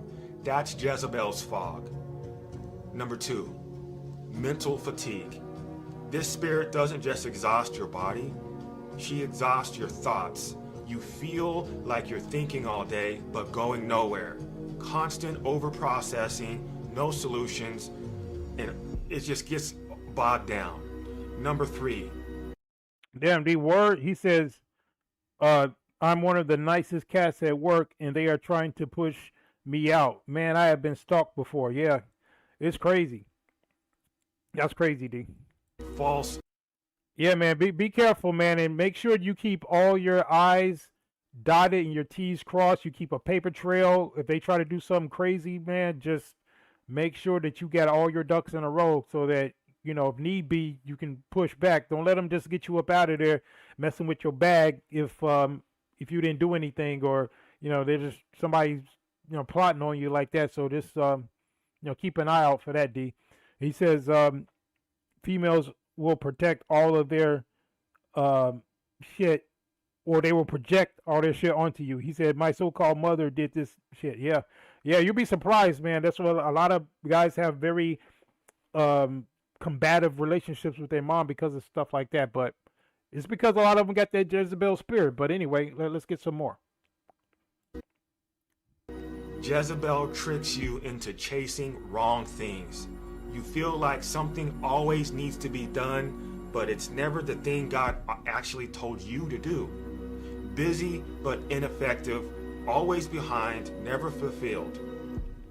Number 4, identity erosion. This is the most dangerous one. She slowly convinces you that you're not ready, you're not worthy, or that your gift is too much.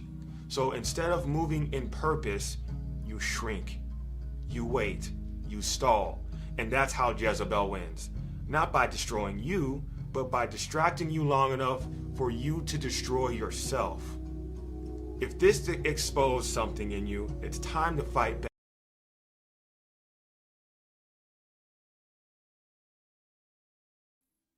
Yeah, so he just kind of broke down a couple things there, and we got some more some more signs of people that you may know that have that particular spirit. Let's go. 9 signs of a Jezebel. Number 1, a Jezebel is someone who has studied evil and promotes evil systematically. Number 2, a Jezebel doesn't care about the truth. Well, hold on. Now, how many of these modern women, I was going to do a broadcast on that. We still might do it.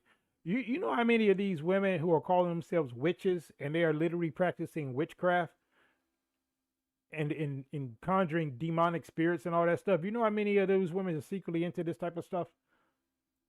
Anyway, let's go. 9 signs of a Jezebel. Number 1, a Jezebel is someone who has studied evil and promotes evil systematically. Number 2, a Jezebel doesn't care about the truth. A Jezebel just wants total control. Now, who does that sound like? So again, as we go down this list, you guys let me know if that sounds like any individuals or group of women, I should say, that you might be familiar with. Let's go. Number 3, a Jezebel uses false accusations to get what she or he wants. Number 4, a Jezebel... Now, hasn't that what we've been talking about, these false accusations? Yep. Let's go. Uses blatant sexual seduction to manipulate people. Number 5, a Jezebel desires to... Is that like not like the playbook? I mean, everything that this guy is listing on what Jezebels do, that is the modern female. I mean, they're doing all of this. And Jezebel uses blatant sexual seduction to manipulate people. Isn't that what this 304 culture is? You know, with them walking around half naked, getting BBLs and all this other stuff that they're doing?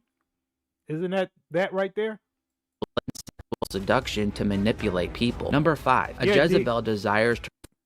Yeah, and D says, especially since the internet. Yeah, the internet just put this all on hyperdrive. That's what happened with that. Uses false accusations to get what she or he wants. Number 4, a Jezebel uses blatant sexual seduction to manipulate people. Number 5, a Jezebel desires to corrupt godly people and desires to destroy those that won't be corrupted. Number 6, a Jezebel is drawn to passive people who tolerate her seduction, manipulation, and heresy. Number 7, a Jezebel is someone who doesn't repent no matter how many chances they receive. Number 8, a Jezebel leaves a trail of casualties in his or her path. And number 9, a Jezebel is used by God as an example to the church of his wrath on those who do not repent. Yeah, so I know you guys knew at least a few women that fell under that category. Yeah, and if not, then you can certainly look out into society, and that seems to be the prevailing spirit and the prevailing mentality right there. But let's get one more of these Jezebel clips. Let's go.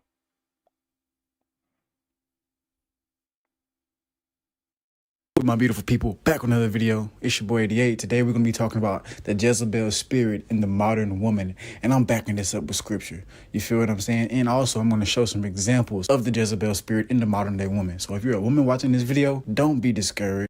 Oh yeah, D, I missed that comment. You said all. Well, here's the thing about that, D. I look at it like this.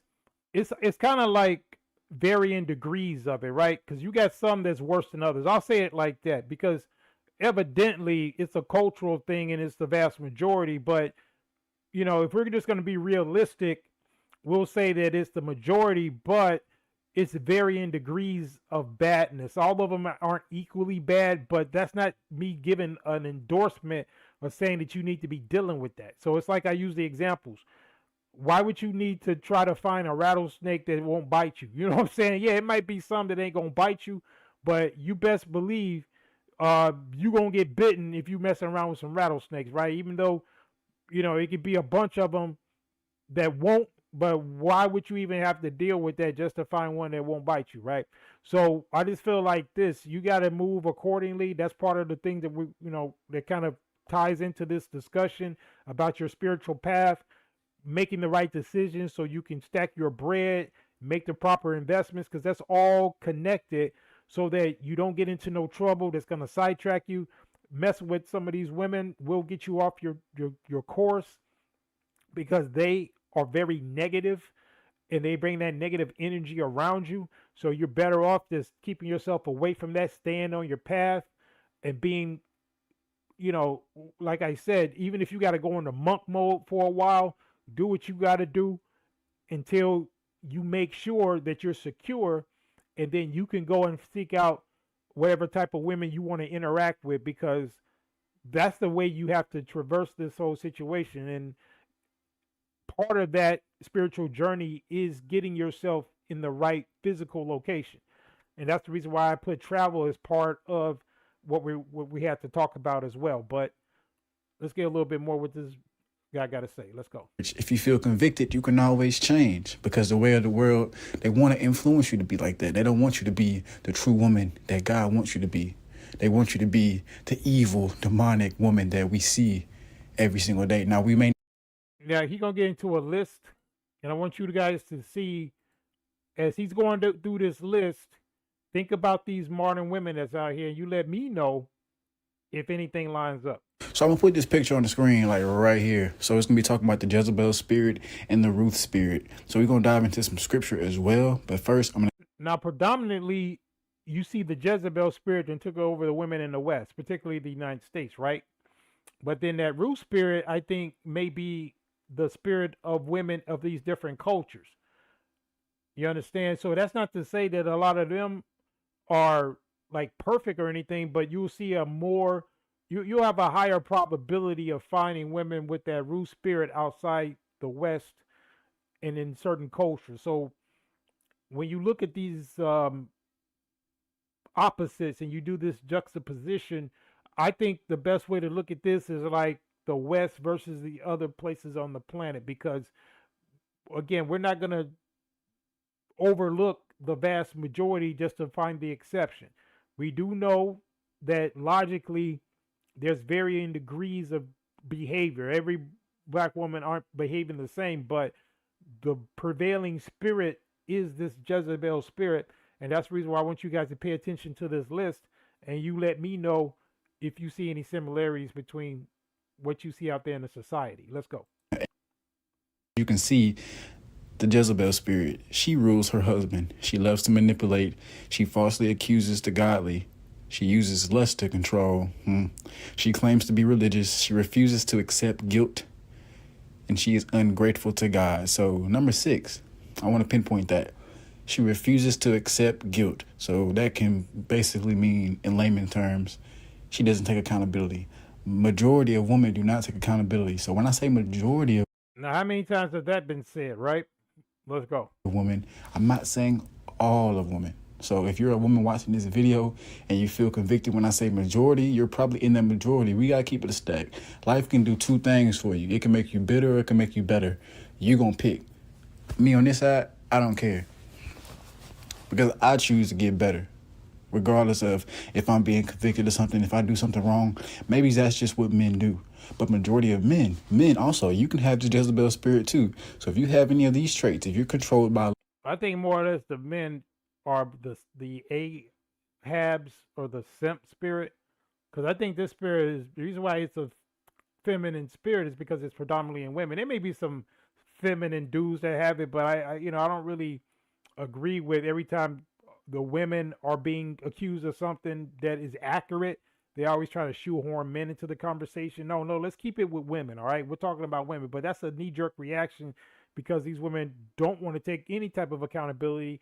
The very moment anything that remotely looks like accountability starts coming their way, they immediately start deflecting, and normally the target of their deflection is you guys, and that's the reason why Tory Lanez is in jail, is because there was another Banshee or Jezebel that was the friend of Megan Thee Stallion, who actually was the one who did the crime. And then because they can't take accountability, they got this man rotting in jail because of it, and who just got stabbed 14 times. But anyway, let's get a little bit more. You may have that Jezebel spirit, because I say this, a lot of men these age are very feminine, because in the Bible it talks about masculine men, not toxic masculinity as the term. Yeah, he's right about that. So he kind of pointed out the fact that those dudes who may have that spirit were these baby mama raised ultra feminine type dudes. So yeah, I can understand them maybe having that, but as a masculine man, those are not traits that we have, right? But let's go. Of the world, men feel bad for being a true man. But that's a whole nother topic. We going deep. So if you can bear with me, we going deep. So on the other side, you got the Ruth spirit. So a lot of people, if you don't know, the Ruth spirit, that is the woman that they're talking about in Proverbs chapter 31. I'm gonna put a verse on the screen. And like I said, that's the Proverbs 31 woman, the virtuous woman, which, you know, a lot of the women in the West, they always like to refer to that, but most of them don't fit it. And like I said, you'd be better served just looking at the Jezebel dichotomy, you know, the Jezebel spirit for the westernized, feminized women, and then these other more traditional cultures, you may find a more prominent example of the Ruth spirit. But since you guys may have not heard about it, I'll just let them, you know, tell you a little bit more about it, and you'll see how much the westernized women don't measure up to this, and how they hate these type of women. They call them pick-me's and all that. So yeah, let's go. Well, really the whole chapter. But I'm going to put a few key verses on the screen after I go through this comparison. And shout out to Pick Me Nation, by the way. Let's go. So the Ruth spirit, she submits to her husband. She loves to serve others. She honors God's leaders. She lives modestly and pure. She walks with the Lord. She is humble and repentant. She is grateful to God. See, a lot of these women these days, the modern women, they want to be the man in a relationship. And a lot of men do not mind their woman being their man. I'm going to say that again. A lot of these men these days want their woman to be their man. They want their woman to take care of them and provide for them and live in their household and such as... No, bro. Let's get back to being men, bro. It's not too late. Really, the whole chapter 31 of Proverbs is really good. But I'm going to pinpoint some verses because the chapter is kind of long. So it says, who can find a virtuous woman? For her price is far above rubies. The heart of her husband doth safely trust in her, so that he shall have no need of spoil. She will do him good and not evil all the days of her life. She is like the merchant ships. She bringeth her food from afar. She riseth also while it is yet night, and giveth meat to her household and a portion to her maidens. So that basically means, you know, if people can't understand the King James Version, she gonna take care of her family. You guys notice, like, when he's going over the, you know, what Proverbs 31 says about the virtuous woman and how these Jezebel spirit having women in the West, they always want to try to associate themselves with that type of stuff. Meanwhile, everything that he just read that's listed there are things that they scoff at, that they talk about, I ain't doing that, I ain't your slave, and all this type of stuff, right? That's the type of reaction they have to that, but at the same time, they want to be associated with those values, right? Or the benefits of that, while doing precisely none of what that was talking about. And the women that are in these other cultures, that's just part of how their upbringing, and they don't think anything of it. They don't feel like they need an extra pat on the back or an extra, you know, ribbon just for doing what their purpose is, right? But when you find these women, you know, talking crazy when it comes to stuff like that, then that lets you know what type of spirit they got. And then Cortez says, I disagree with him on that. He's completely wrong. I never seen a dude who wants a woman to be the man. Well, I think what he was talking about, he said I never seen a dude who wants a woman to be the man.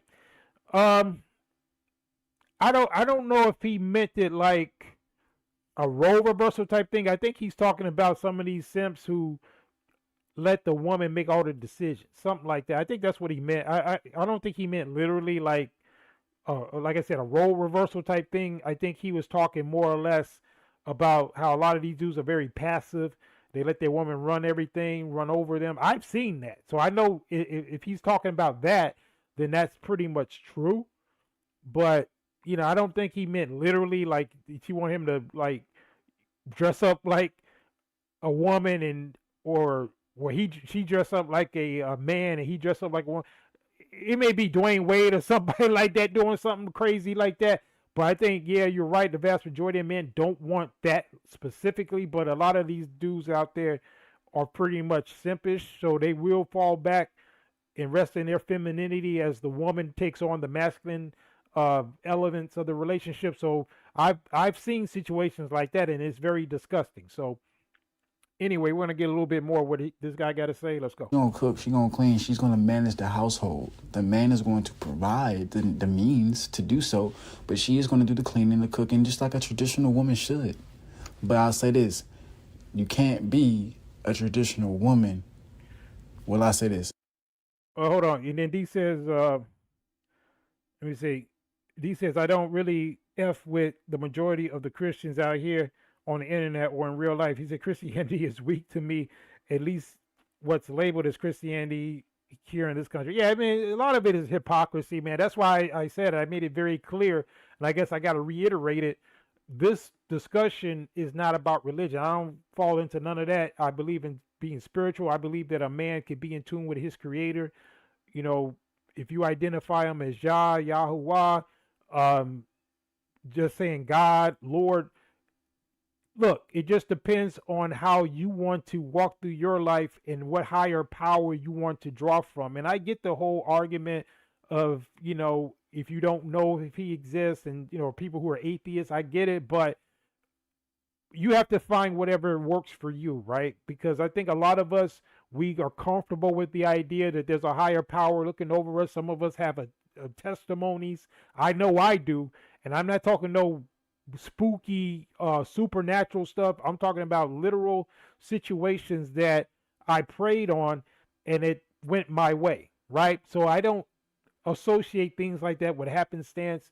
I prefer to give glory and honor to the Most High when things go my way, and it works for me. It's been working for me my whole life. So if it ain't broke, why fix it, right?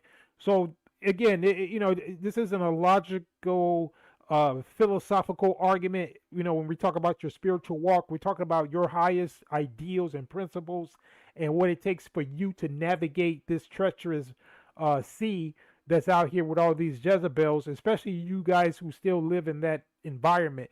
You have to make sure that whatever spiritual thing that you are that you've internalized, then that is your path, right? Everything ain't for everybody. So, you know, there are some guys who are comfortable with believing that there is no creator and that everything, we're just here and man is the highest form of life. That's fine if that is what works for them. I take a different belief, and my belief has worked for me, right? And I'm sure those of you who believe what you believe, the same can be said. But this particular broadcast right here in this topic is to kind of fine tune that and give us an opportunity to kind of look internally and just decide what is your spiritual path and how you're going to navigate it to avoid these type of Jezebel women and to make sure you're making the right decisions so that you can get in a position where you don't have to deal with that stuff and that you're just moving through life with it the least possible amounts of potential problems, because we see how easy it is for you to get caught up. If they can catch up people like Tory Lanez, Mike Tyson, Tupac, then you guys don't stand a chance, right? If you get into the wrong situation. So that's one of the reasons why I wanted to do this broadcast, but let's get a little bit more. Non-traditional woman expecting traditional values from a man. And I'll say this again, you are what you attract. So if you are a toxic man, you can't expect God to bless you with this pure woman. You know what I mean? And if you're an unpure woman, you can't expect God to bless you with a pure man. He's not going to let you mess their life up, and vice versa. You feel what I'm saying? So I'm going to go back to that picture and put it back on the screen right here. The Jezebel spirit is the majority of women today. Yep. So he said it right there. But again, I would fine tune it to say in the West. And then that's not to say that women in these other cultures are not, you know, some of them bad as well, because, you know, that westernized culture is spreading. So we don't want to be delusional about this, right? We do know that this is what I would consider the prevailing spirit of females in the world, but it's just a higher proportion that I would say are in the West, right? So what you guys saying in the chat, he said, Cortez said, yeah, a lot of men most really let women run stuff. He was talking about the money part too. And he says, what? He said, they are attacking all of us.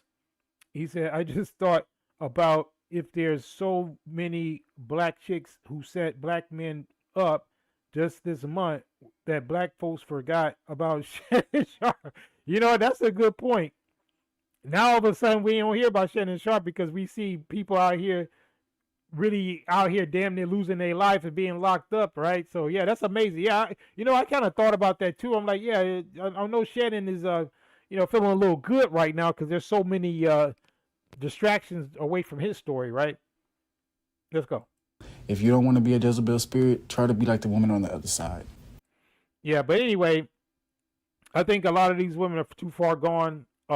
His position might be to try to still reach out and give them, some type of fig leaf or giving them the opportunity to try to change it. We ain't doing that over here. Over here on the Night Riders, we roll how we roll. We're just looking at the situation for what it is and making the proper decision.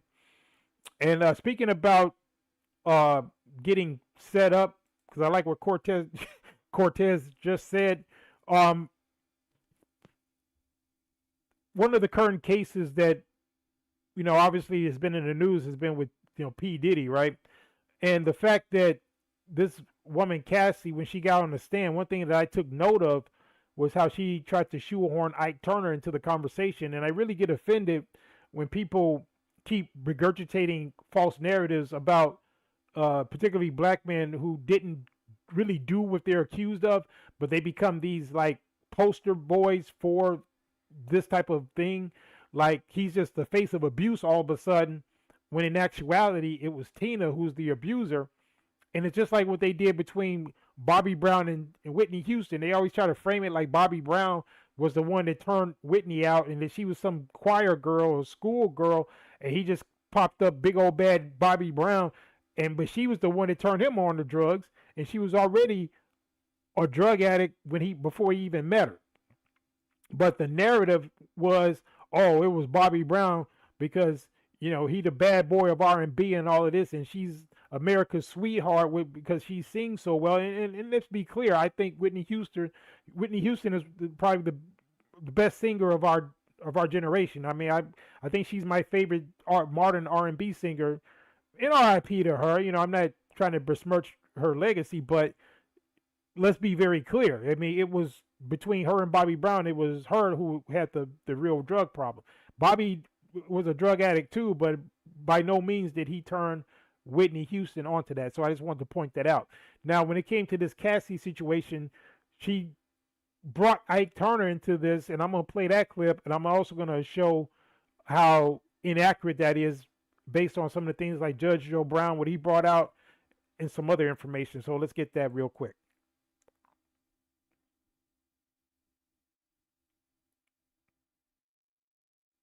We start with the Sean Combs sex trafficking trial, and the defense will start their cross-examination of star witness Cassie Ventura tomorrow morning. Today, she testified that Combs raped her in her living room and that she endured years of physical and sexual abuse. She testified that she feared Combs would destroy her career by releasing the illicit videos, images that the jury saw today for the very first time. Now look at that picture right there. She looked like she spaced out. Now she didn't.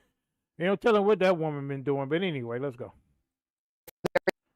First time. And at one point in her testimony, Ventura compared Combs to Ike Turner, the husband to rock legend Tina Turner. Now you see how they just throw Ike Turner in there. Now RIP to Ike Turner, he's gone, but you see how they just make Ike Turner, or by extension a black man, the face of abuse, as if there's no other group of men, there's no other man who's actually done way worse than Ike is even accused of, much less did. He didn't do it, but there are guys, other white men, for example, and other, Latino men who are notorious for abusing their women. In fact, I pulled out some stats before that showed that Latino men are the most abusive men. So why aren't they the face of abuse? Why aren't there some Latino performers who we know will be going upside the head of Guadalupe on a regular basis, but they're not going to use his image as the face of abuse? But every goddamn 5 minutes, they want to pull out somebody being an abuser. They're going to pull up Ike Turner. And this broad Cassie did the same thing. Crazy. Let's go. She endured years of abuse from him. Lots to unpack tonight. Eyewitness News reporter Darla Miles live at the federal. So I just want to play that part where they just show, and then they're flashing his picture up there and got Tina like she's the innocent lamb. So I'm going to play what Judge Joe Brown said, and like Cortez just said, he said when Judge Joe Brown exposed Tina Turner, it was black women in the comments calling him a liar. Man, I don't even give a damn what them bras were saying. They wasn't there. Judge Joe Brown got all the credibility in the world. He got dates, he got times, he got places. He was there. He ain't got no reason to lie. I think Judge Joe Brown is the most credible witness to this situation that you could ask for. He's an actual judge, and he ain't known as no liar, and he ain't known as no clout chaser. So I think what he was saying was 100% true. And then he said this shit is extreme. He says Ike Turner is the mascot for the straw man. Yeah, exactly. They love that. They love having a guy like that. And that damn movie, What's Love Got to Do with It? Even though Lawrence Fishburne and Angela Bassett did a great job as far as acting and the performance, but I hated that movie once I found out that it was a lie. Because some of that stuff was just made up. Like that part where he raped her in the studio and all that. That graphic scene where he just, raped her right there in the studio. They made that up. Even Tina didn't even say he did that. They just threw that in there. Crazy. But anyway, let's get what Judge Joe Brown got to say about that situation. And for you, and for you women who like to ghost watch and come over here and come back and watch the playbacks, this is the reason why we push back, because we have too many instances where an image of a black man has been run through the ringer, and all of these people are lying, and then you wonder why we create platforms like this where we can push back at these narratives. So we're going to let Judge Joe Brown break this down, but let's go. Issue with her, you call her a witch. Yeah, I'll tell you why. See, I was defending Ike. Why was I defending Ike? Because when I was in 6th grade, 5th grade, 7th grade, junior high school in South Central LA, me and my homeboys, we'd go play at the playground or something, and Ike would drive by in his Rolls Royce with his homeboy. He'd stop. He'd go get his homeboy to go get hamburgers and fries. He'd sit there and talk to us for 2 hours, tell us to be drug-free, stay in school, keep your stuff together. He'd talk to us about the problems we were having. He was always a nice guy. And then Tina had a matching Rolls Royce. The windows are tinted. If you wave at Ike, he'd roll the window down and smile at you, stop and talk. Unless he'd say, I'm busy, guys, like I'll be back. How long you gonna be here? And he'd come back. Yeah, so he's a great character witness for Ike Turner. He got a lot of good stories. I'm gonna play a couple more of these short clips where he's just really exposing Tina Turner for who she was and how this is just a media propaganda machine to try to exonerate her from her behavior while at the same time demonizing Ike, and by extension the image of the black man as this brutal abuser, right? When, like I said, statistically, white men are more abusive and Latino men are even more abusive than them. But anyway, let's get some more.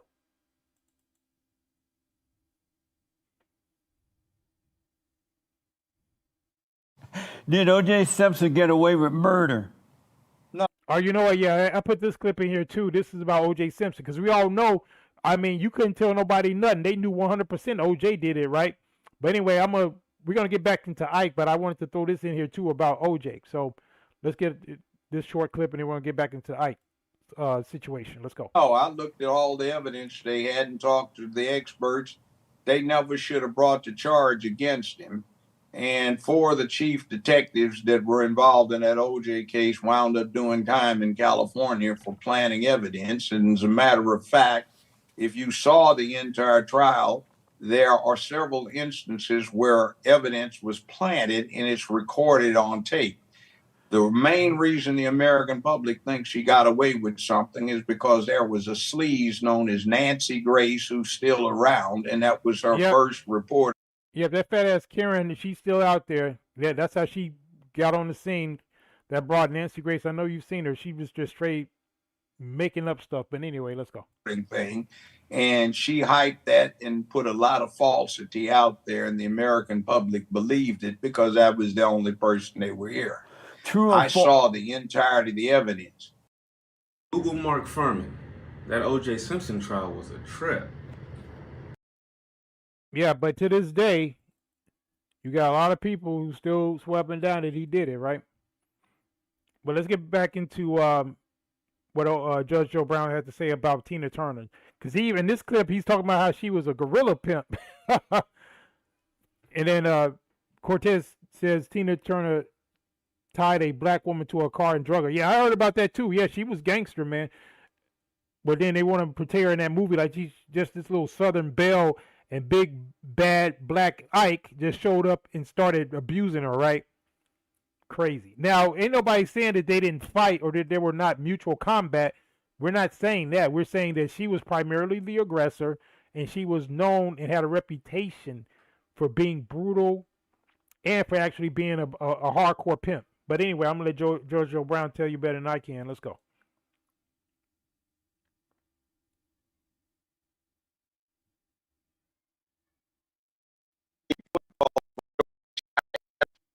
Football for Dorsey High. Asked us how the team was doing, talked stuff to us, told us to be in school. He went back. That witch Tina Turner came out the door, started cussing at him.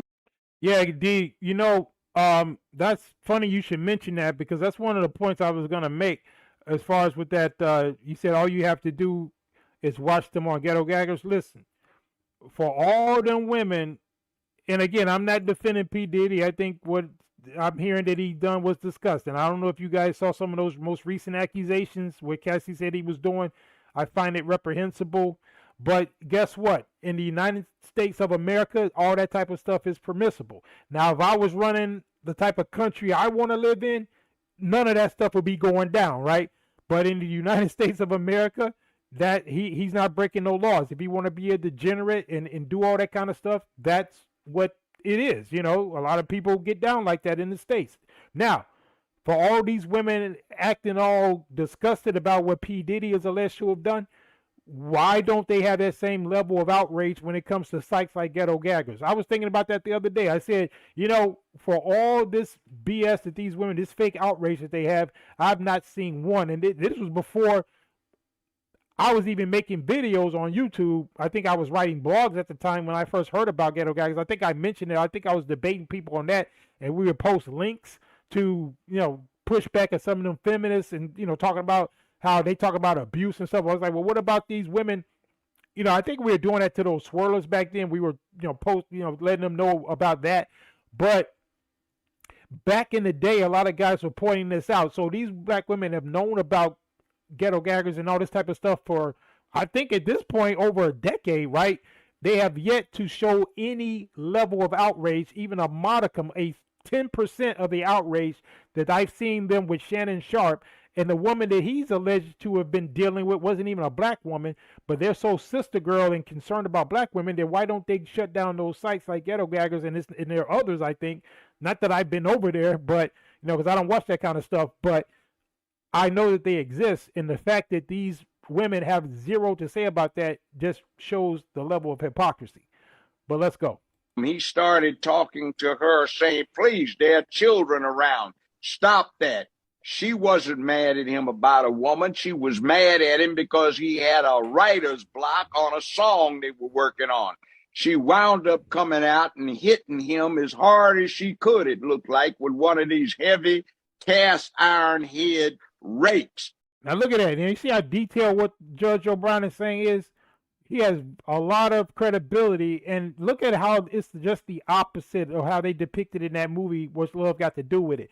They made it seem like he was the one that was going upside her head because she couldn't get her lyrics right or whatever.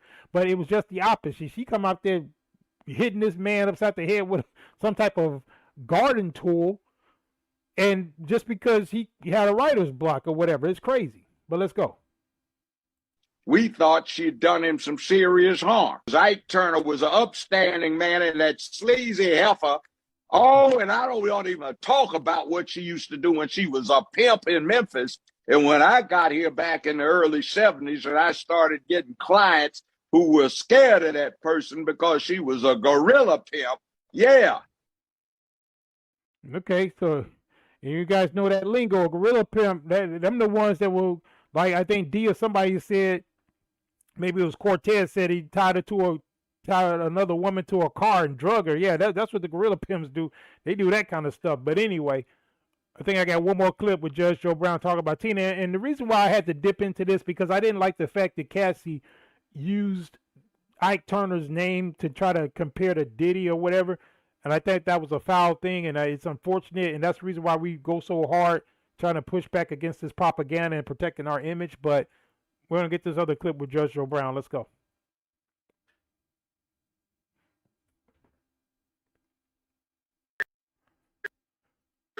That were like 10th, 11th grade at Dorsey High from what they had on.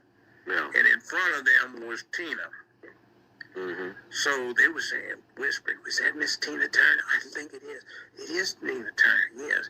And I'm just watching. Now watch this. This is what he said. She said to two or some other females who were just trying to, find out if it was her, and they said something to her. And watch how he says Tina reacted. Let's go. Watching this. So one of them got to turn around and say something. Says, Miss Turner, she turned around, bitch, did I give you funky ass permission to talk to me, ho? That's crazy. You look like you gonna talk to me without my permission. I'm gonna slap the grease off your ass. Girl started crying. Hey, shut up, goddammit, you irritating me. Wow. And she went threw her money up and was rude to the clerk, stalked out of there. I said, damn. And this girl was just crying away, and her friends were all hugging her and patting her on the back. I said, Tina Turner. Gorilla pimp. So they're talking about how disrespectful Tina Turner was to these. Yeah, so, and then we can't forget another example of a Jezebel, Kirk Franklin's mom, how he just found out at 53 years old who his actual father was because his mama told him that his father, I think, had died already. And then his father was still alive. And she was lying, talking about the damn DNA test was wrong. And I'm going to say something that is probably an original over here. When a woman denies that a DNA test is correct, she's basically calling God a liar. Because the DNA is only following the pattern of the genetic system that the Most High created, if you believe that. So those of us who believe in the Creator, which allegedly these B-dubs are supposed to believe in the Creator. So when they go against certain things like DNA, or they going against the natural order of things, including the damn hair that grows out of their head, what they are actually saying when they deny DNA and stuff like that, they're saying God is a liar.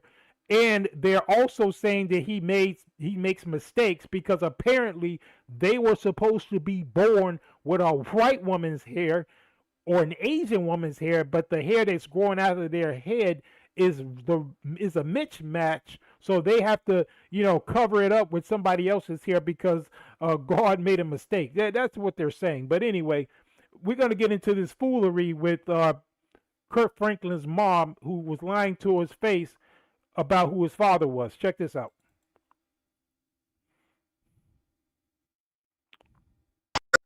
That was my father. Gospel singer Kurt Franklin.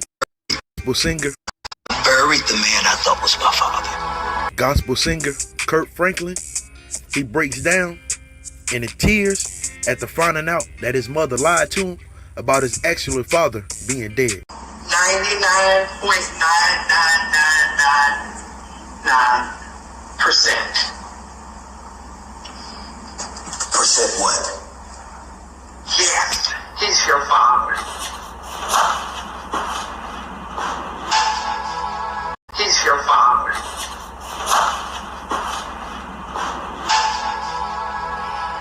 What? This man is my father? This man is my father? My mama lied to me again? I can only imagine what this brother is going through right now. But I need you guys to send a prayer through and drop it in the comments and let me know what you think about this whole situation.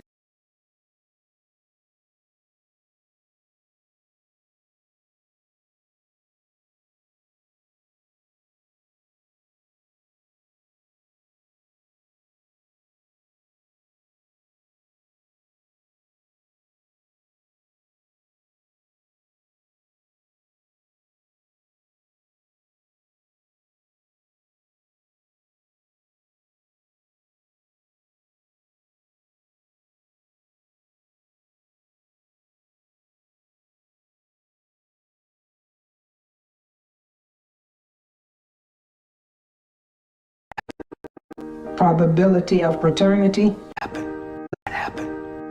Probability of paternity? Yes, ma'am.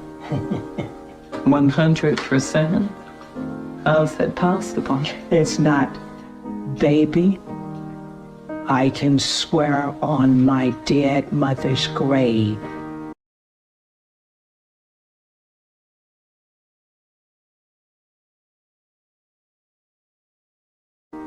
Rick Hubbard is not your father. I don't know what happened, how this paternity test came back 99.95%.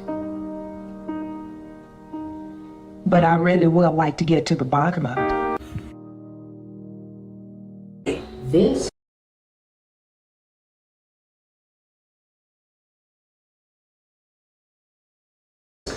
I cannot accept because this is not true.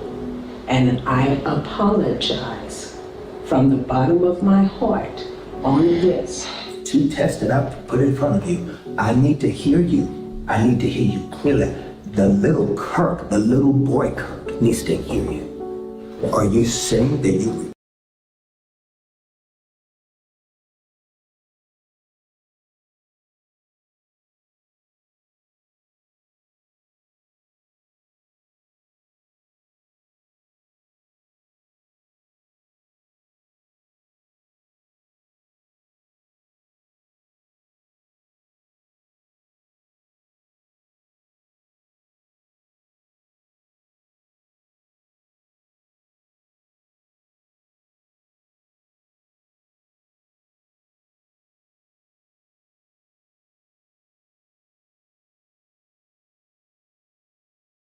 They laughed at him, a black man with a dream and a 78-page plan.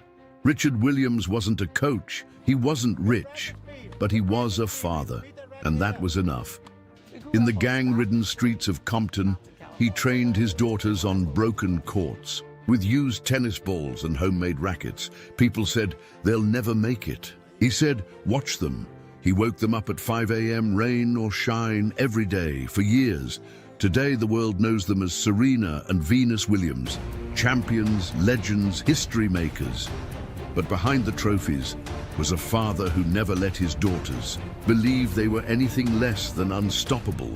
Sometimes, greatness starts not with talent, but with a parent who believes.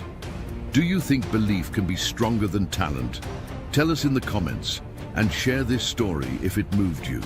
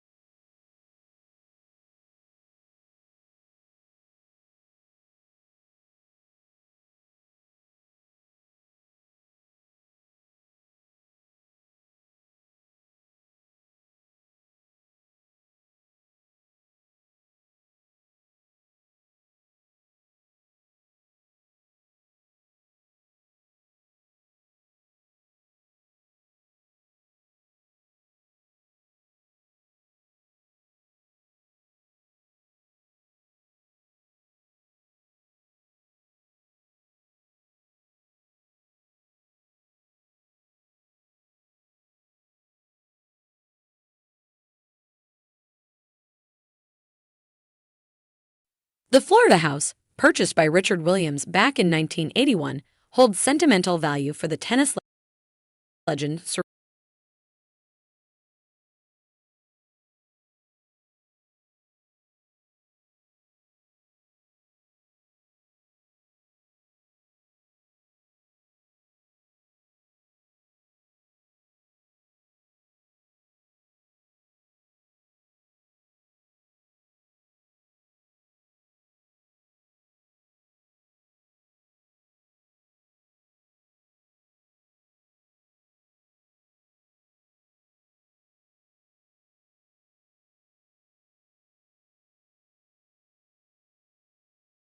value for the tennis legend Serena Williams and her sister Venus Williams.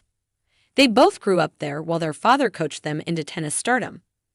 According to legal documents, Richard sold the property to Lakeisha Graham, his ex-wife, for $1 in 2018, but he claims he was not in a proper state of mind to make such a decision. He further alleges that she forged his signature on the deed transfer papers. In the latest development in this case, a Los Angeles County judge ruled in favor of Serena's father, granting his motion to compel his estranged wife to turn over financial records related to the property. This ruling is a significant setback for Lakeisha, as it can potentially unveil evidence of wrongdoing in her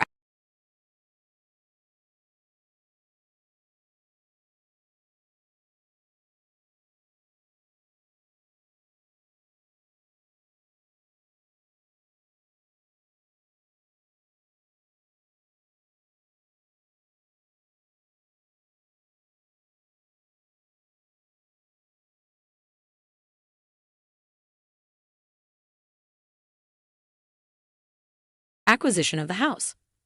Serena Williams' stepmom to face another legal battle for taking over their childhood house.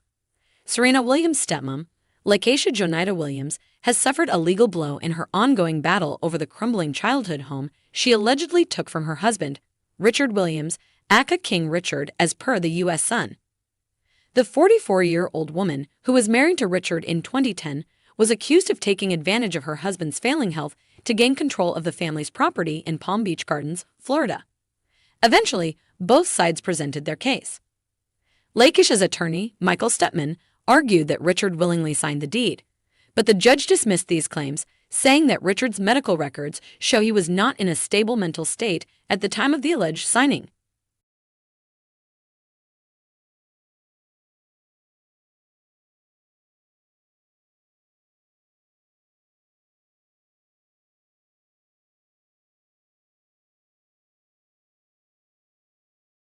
You think you can beat it? I know I can beat it. You know it. Very confident. I'm very confident.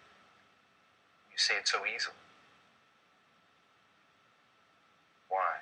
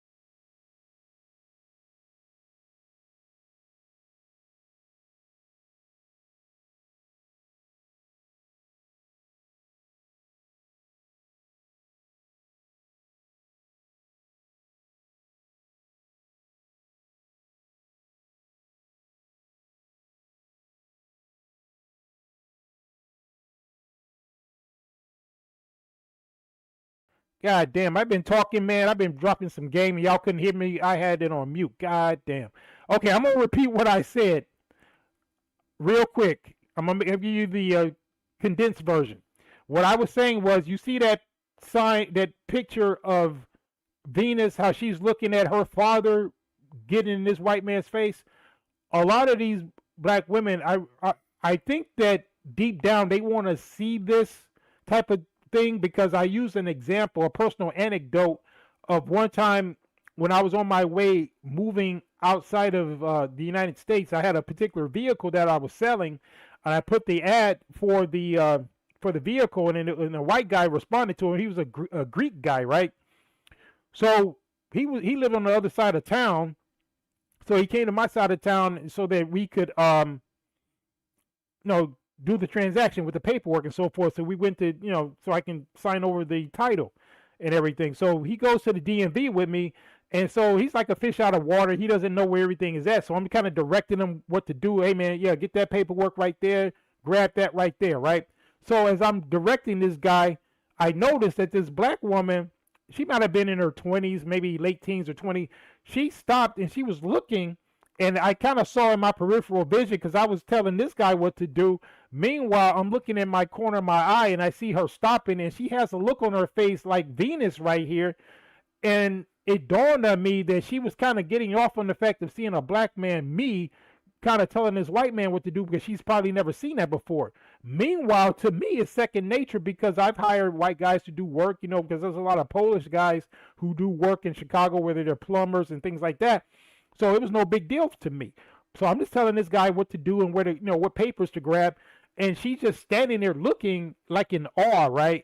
So it's kind of funny how the low expectations they have, they can't understand, because they're so used to dealing with the type of baby mama raised guys who have not built anything, so they have not been in a position to tell other guys what to do from other races. So they're dealing with those Pookie and Ray Rays who's always doing what the white man tells them to do. But meanwhile, some of us brothers who actually did something with our lives, we are in positions that we can hire white guys. We can sell them things that they want to buy from us and stuff like that. So when I'm in there, that was probably the first time she ever saw a black man telling a white man what to do. And in that look that's on Venus' face right there, as her dad is in this white man's face, that's kind of how that woman was looking. So it just kind of reminded me of that. So I just wanted to share that with you. But this is what a father was supposed to do right here. But anyway, for all the work he put in, the things he got was for them to go off and, basically abandon his lineage, and the rest. But it's kind of crazy. But Richard Williams is kind of like a superhero. If you know his story, like I said earlier, he was fighting the Klan, he was fighting gang members. He, because he's originally from Louisiana, that's where they're from, and you know how it is down there. And he was putting in work down there before he, moved his family to Los Angeles. But yeah, that's a guy, that's one of the unsung heroes that people need to know more about. Shout out to Richard Williams. Oh yeah, guys, before we wrap up, I'm going to share this story because like I told you, I did have a situation when I was younger where there was a particular lady that I was dealing with. She was actually the friend of a woman that I was just kind of getting to know, but we had not done anything yet. Make a long story short, we was cool, But this other girl, how women are, she wanted to kind of snake me from this other girl before we got too close because she liked me. I didn't know because, she was nice. I mean, I wasn't that type of guy to try to, go behind, her friend's back, because I was cool with the other chick. We wasn't really kicking it like that, but her other friend, she was, kind of slick with it, right? So what she did was, and she was real cute. She was real pretty. She was like slim, thick, and all that. So she was my type. She was very attractive. Nice chocolate complexion and all that. She looked very nice. But at the same time, the way it worked is somehow I think they was kicking it with me. I think it was just a group of us all there, but I think she found a reason to kind of stay behind at my crib, and she liked my house and everything. So she, walking through my house and everything, and she's asking me about certain things because I had my house decked out a certain way. And so it was like she took an interest in some of the things that I was into. And long story short, one thing comes to the next, and then we adults, and she's still there, and then one thing leads to another. We start making out, and the next thing you know, we doing the damn thing. And so as we're doing it, right, I noticed, because I was strapped up, so don't get it twisted. I'm not one of those guys that's gonna go raw in a situation like that. Even though, like I said, she was very attractive, very pretty. Look, she had model looks. She was very attractive. But so I'm doing the damn thing, and I noticed as I'm hitting, right, she was using, because I had a protection on, but she was tightening up the walls of her box, right? And as I was kind of pushing out of her, I was noticing she was gripping the condom. So it was gradually, she was working it off with her vagina wall. She had very good box control, because she was moving that thing in such a way that she was gripping as I was going in and out. She was grabbing onto it and timing it so that she was working the condom off. And by the time I figured out, I found out what she was trying to do, and she thought I was getting ready to bust right there, but then I got smart and I stopped, because I realized that she had already worked the condom off, and she gripped down on me, and I stopped, and she thought I had bust, but I didn't, because I held it, and that's what you call dick discipline, right? So I realized what she had done. So immediately I stopped, and I was done. I pulled out. I was like, "You gotta go." So I had to get her up out of there, and she started laughing. You know how they do that little goofy ass laugh, when you catch them doing something. I was like, because here's the thing, that to me is almost a form of grape in a way, because neither one of us had talked about us trying to build a family, right? So why are you trying to get pregnant by me when we ain't talked about that? We just messing around. Now again, you could decide whether or not we was right. Well, maybe we both were wrong because we weren't married, but we banging, right? But there was no agreement that we were going to be together or be a family. So why are you trying to get me against my will, because I had a condom on, but you didn't work the condom off intentionally, thinking that I was going to bust in you. So she trying to catch me with a baby because she knew I was on the come up. And the bottom line was she was trying to trap me. And I'm sure some of you guys have been in those type of situations. And Cortez says, such deceitful creatures. Yeah. That's what they'll do, but they, in the meantime, they're trying to flip the script and act like somebody's always trying to, because Thug or whoever needs a place to live, he might be trying to impregnate him. I wasn't that case. You over my house. I had my own everything. So she was trying to put herself in my life, get pregnant by me so that she can tap into the resources, right? I wasn't having it. And if I wasn't disciplined enough, because I noticed once she had worked the condom off, because the difference between hitting it raw and hitting it with a condom. So I'm basically in her raw at this point because she didn't took the condom off. But just as I realized what she had done, she clamped down on me. She thought I was about to bust, but I didn't. I stopped, and then and she knew I figured out what she was doing, and so then she started laughing and stuff. Then she she tried to hold on to me for a minute, but then she had to let me go, and I just kind of slid back out of her. And I was like, "Oh, you gotta go." Because I saw my whole life flash in front of me. I was like, this is crazy. But yeah, that's what almost happened to your boy. And I think I was, in my 20s at the time. And I just kind of got into the financial industry. I was starting to do well for myself. And that was crazy. But yeah, I'm sure you guys got stories like that too. But I wanted to share that because I did mention that I was going to share a story last week. But I didn't get around to it. But anyway, I think I'll end on that note. But yeah, it's been crazy. But one of the things that I was able to do by avoiding that type of situation was make sure I was protected. I didn't, slip up. That could have been a oops baby, but that wouldn't even have been a oops baby. That would have been a trap because she literally clamped down and tried to keep me in her, thought that I was going to bust in her, but I had enough discipline not to. Because once I realized what she did, that was what she was trying to do. That was it. I mean, I couldn't keep it up at that moment. I was like, we done. You got to get up out of here. And then he says completely wicked, extremely sinister. Think about all the practice that she had in order to perfect her technique exactly. She was good too, because as I was pulling out, I was going in and out, right? But she was like tightening up just as I was pulling back, and she was just working it off. She was making it seem like she was kind of massaging me, but I realized that the condom was coming off, and by the time she had got that thing all the way off, bro, I was like, damn, she was good. She was good. But again, she didn't catch me that time. I mean, she probably got somebody later, because I think that would have been her first child, because her body was straight. I mean, she didn't have no kids prior to that. She was slim, thick, had a nice body, model looking, everything. But I wasn't ready to be no father. And like I said, we were just screwing around. So she had no right to try to get me to get her pregnant. But anyway, I'm just glad that, situation went differently. But anyway, guys, appreciate you being in the house. Salute to everybody still in the house. And D says, how old? She was how old? Well, she was about my age. She might have been a little younger, because I think I may have been like 24 or something like that. But I think she was either about 21 or 22. She was maybe a little younger than me. She wasn't older. But I got some stories about older women that tried to get me like that too. But yeah, I think she was a little bit older than me. But at the same time, that was crazy that she tried to get me like that. And then he says they attempted to place themselves within your life. Yep, that's what that was. But again, when they do stuff like that, then what? They don't got no name for it. They'll call you all types of predators and rapists and all that. I mean, what is that? You were trying to force a baby on me. Now again, you could say, "Oh, well, you guys shouldn't have been having sex if you want to marry." Okay, fine. We're both wrong.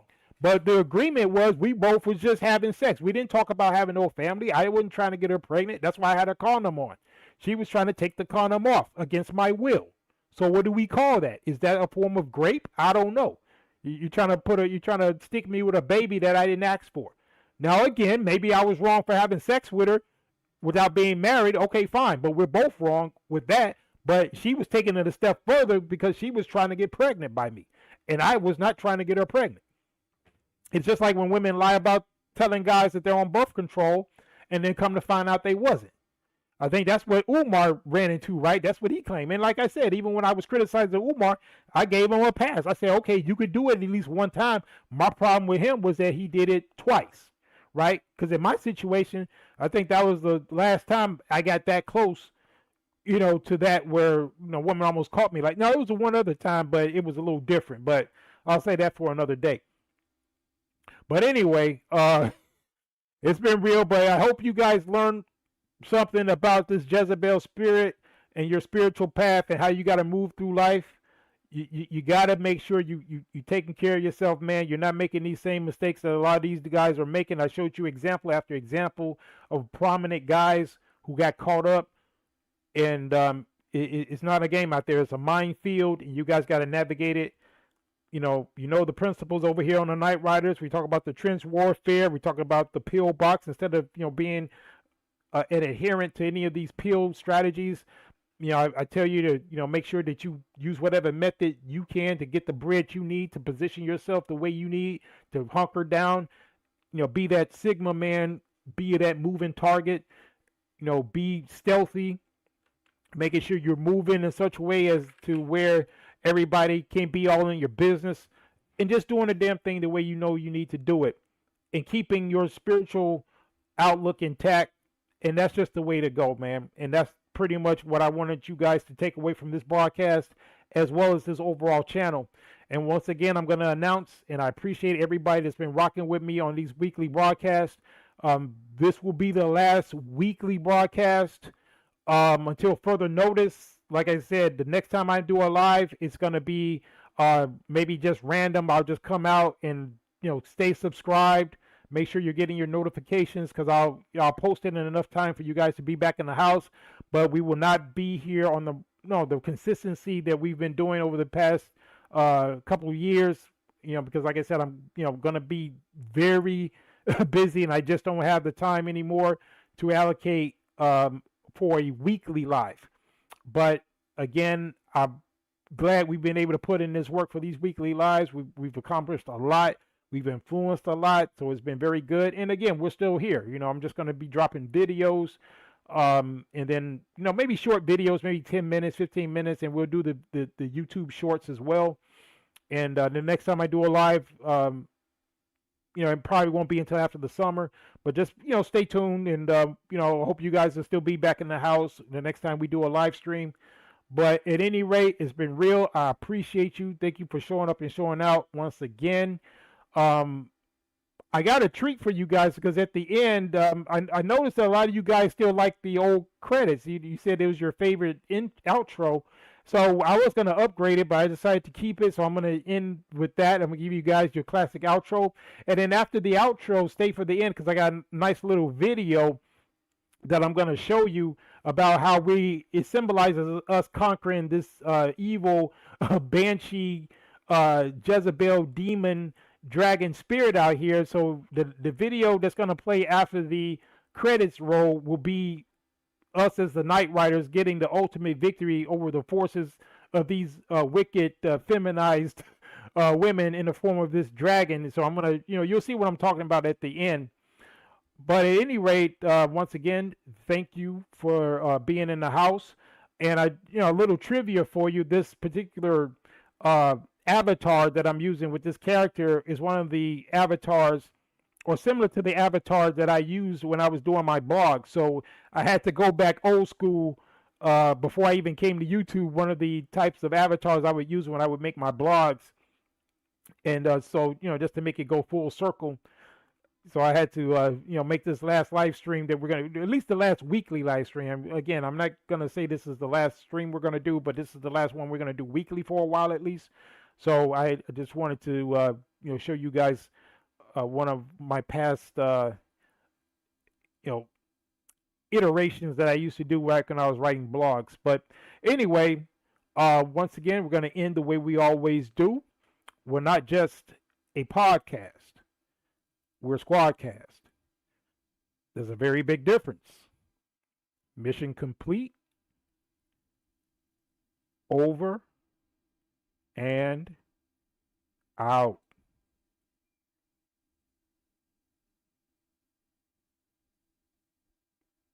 And like I said, stay to the end of the credits, guys.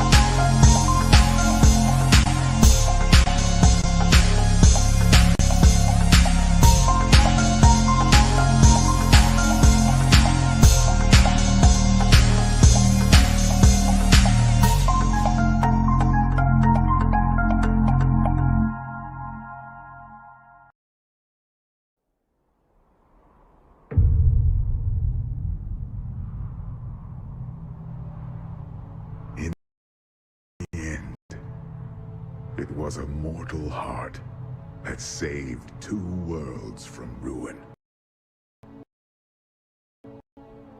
and cast down the lying evil forever.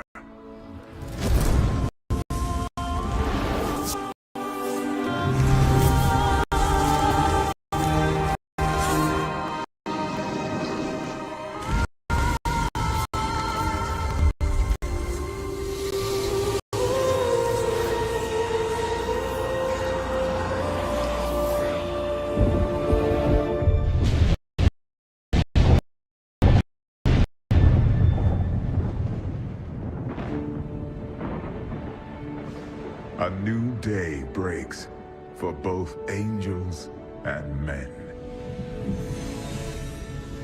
For mankind's greatest champion, the Nephilim, rose to confront the darkness that we, in our pride,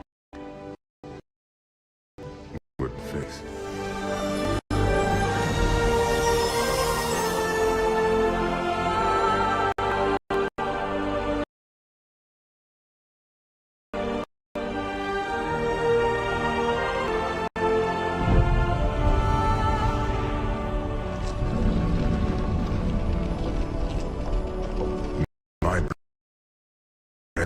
I will take my place on you once again, but this time as a mortal.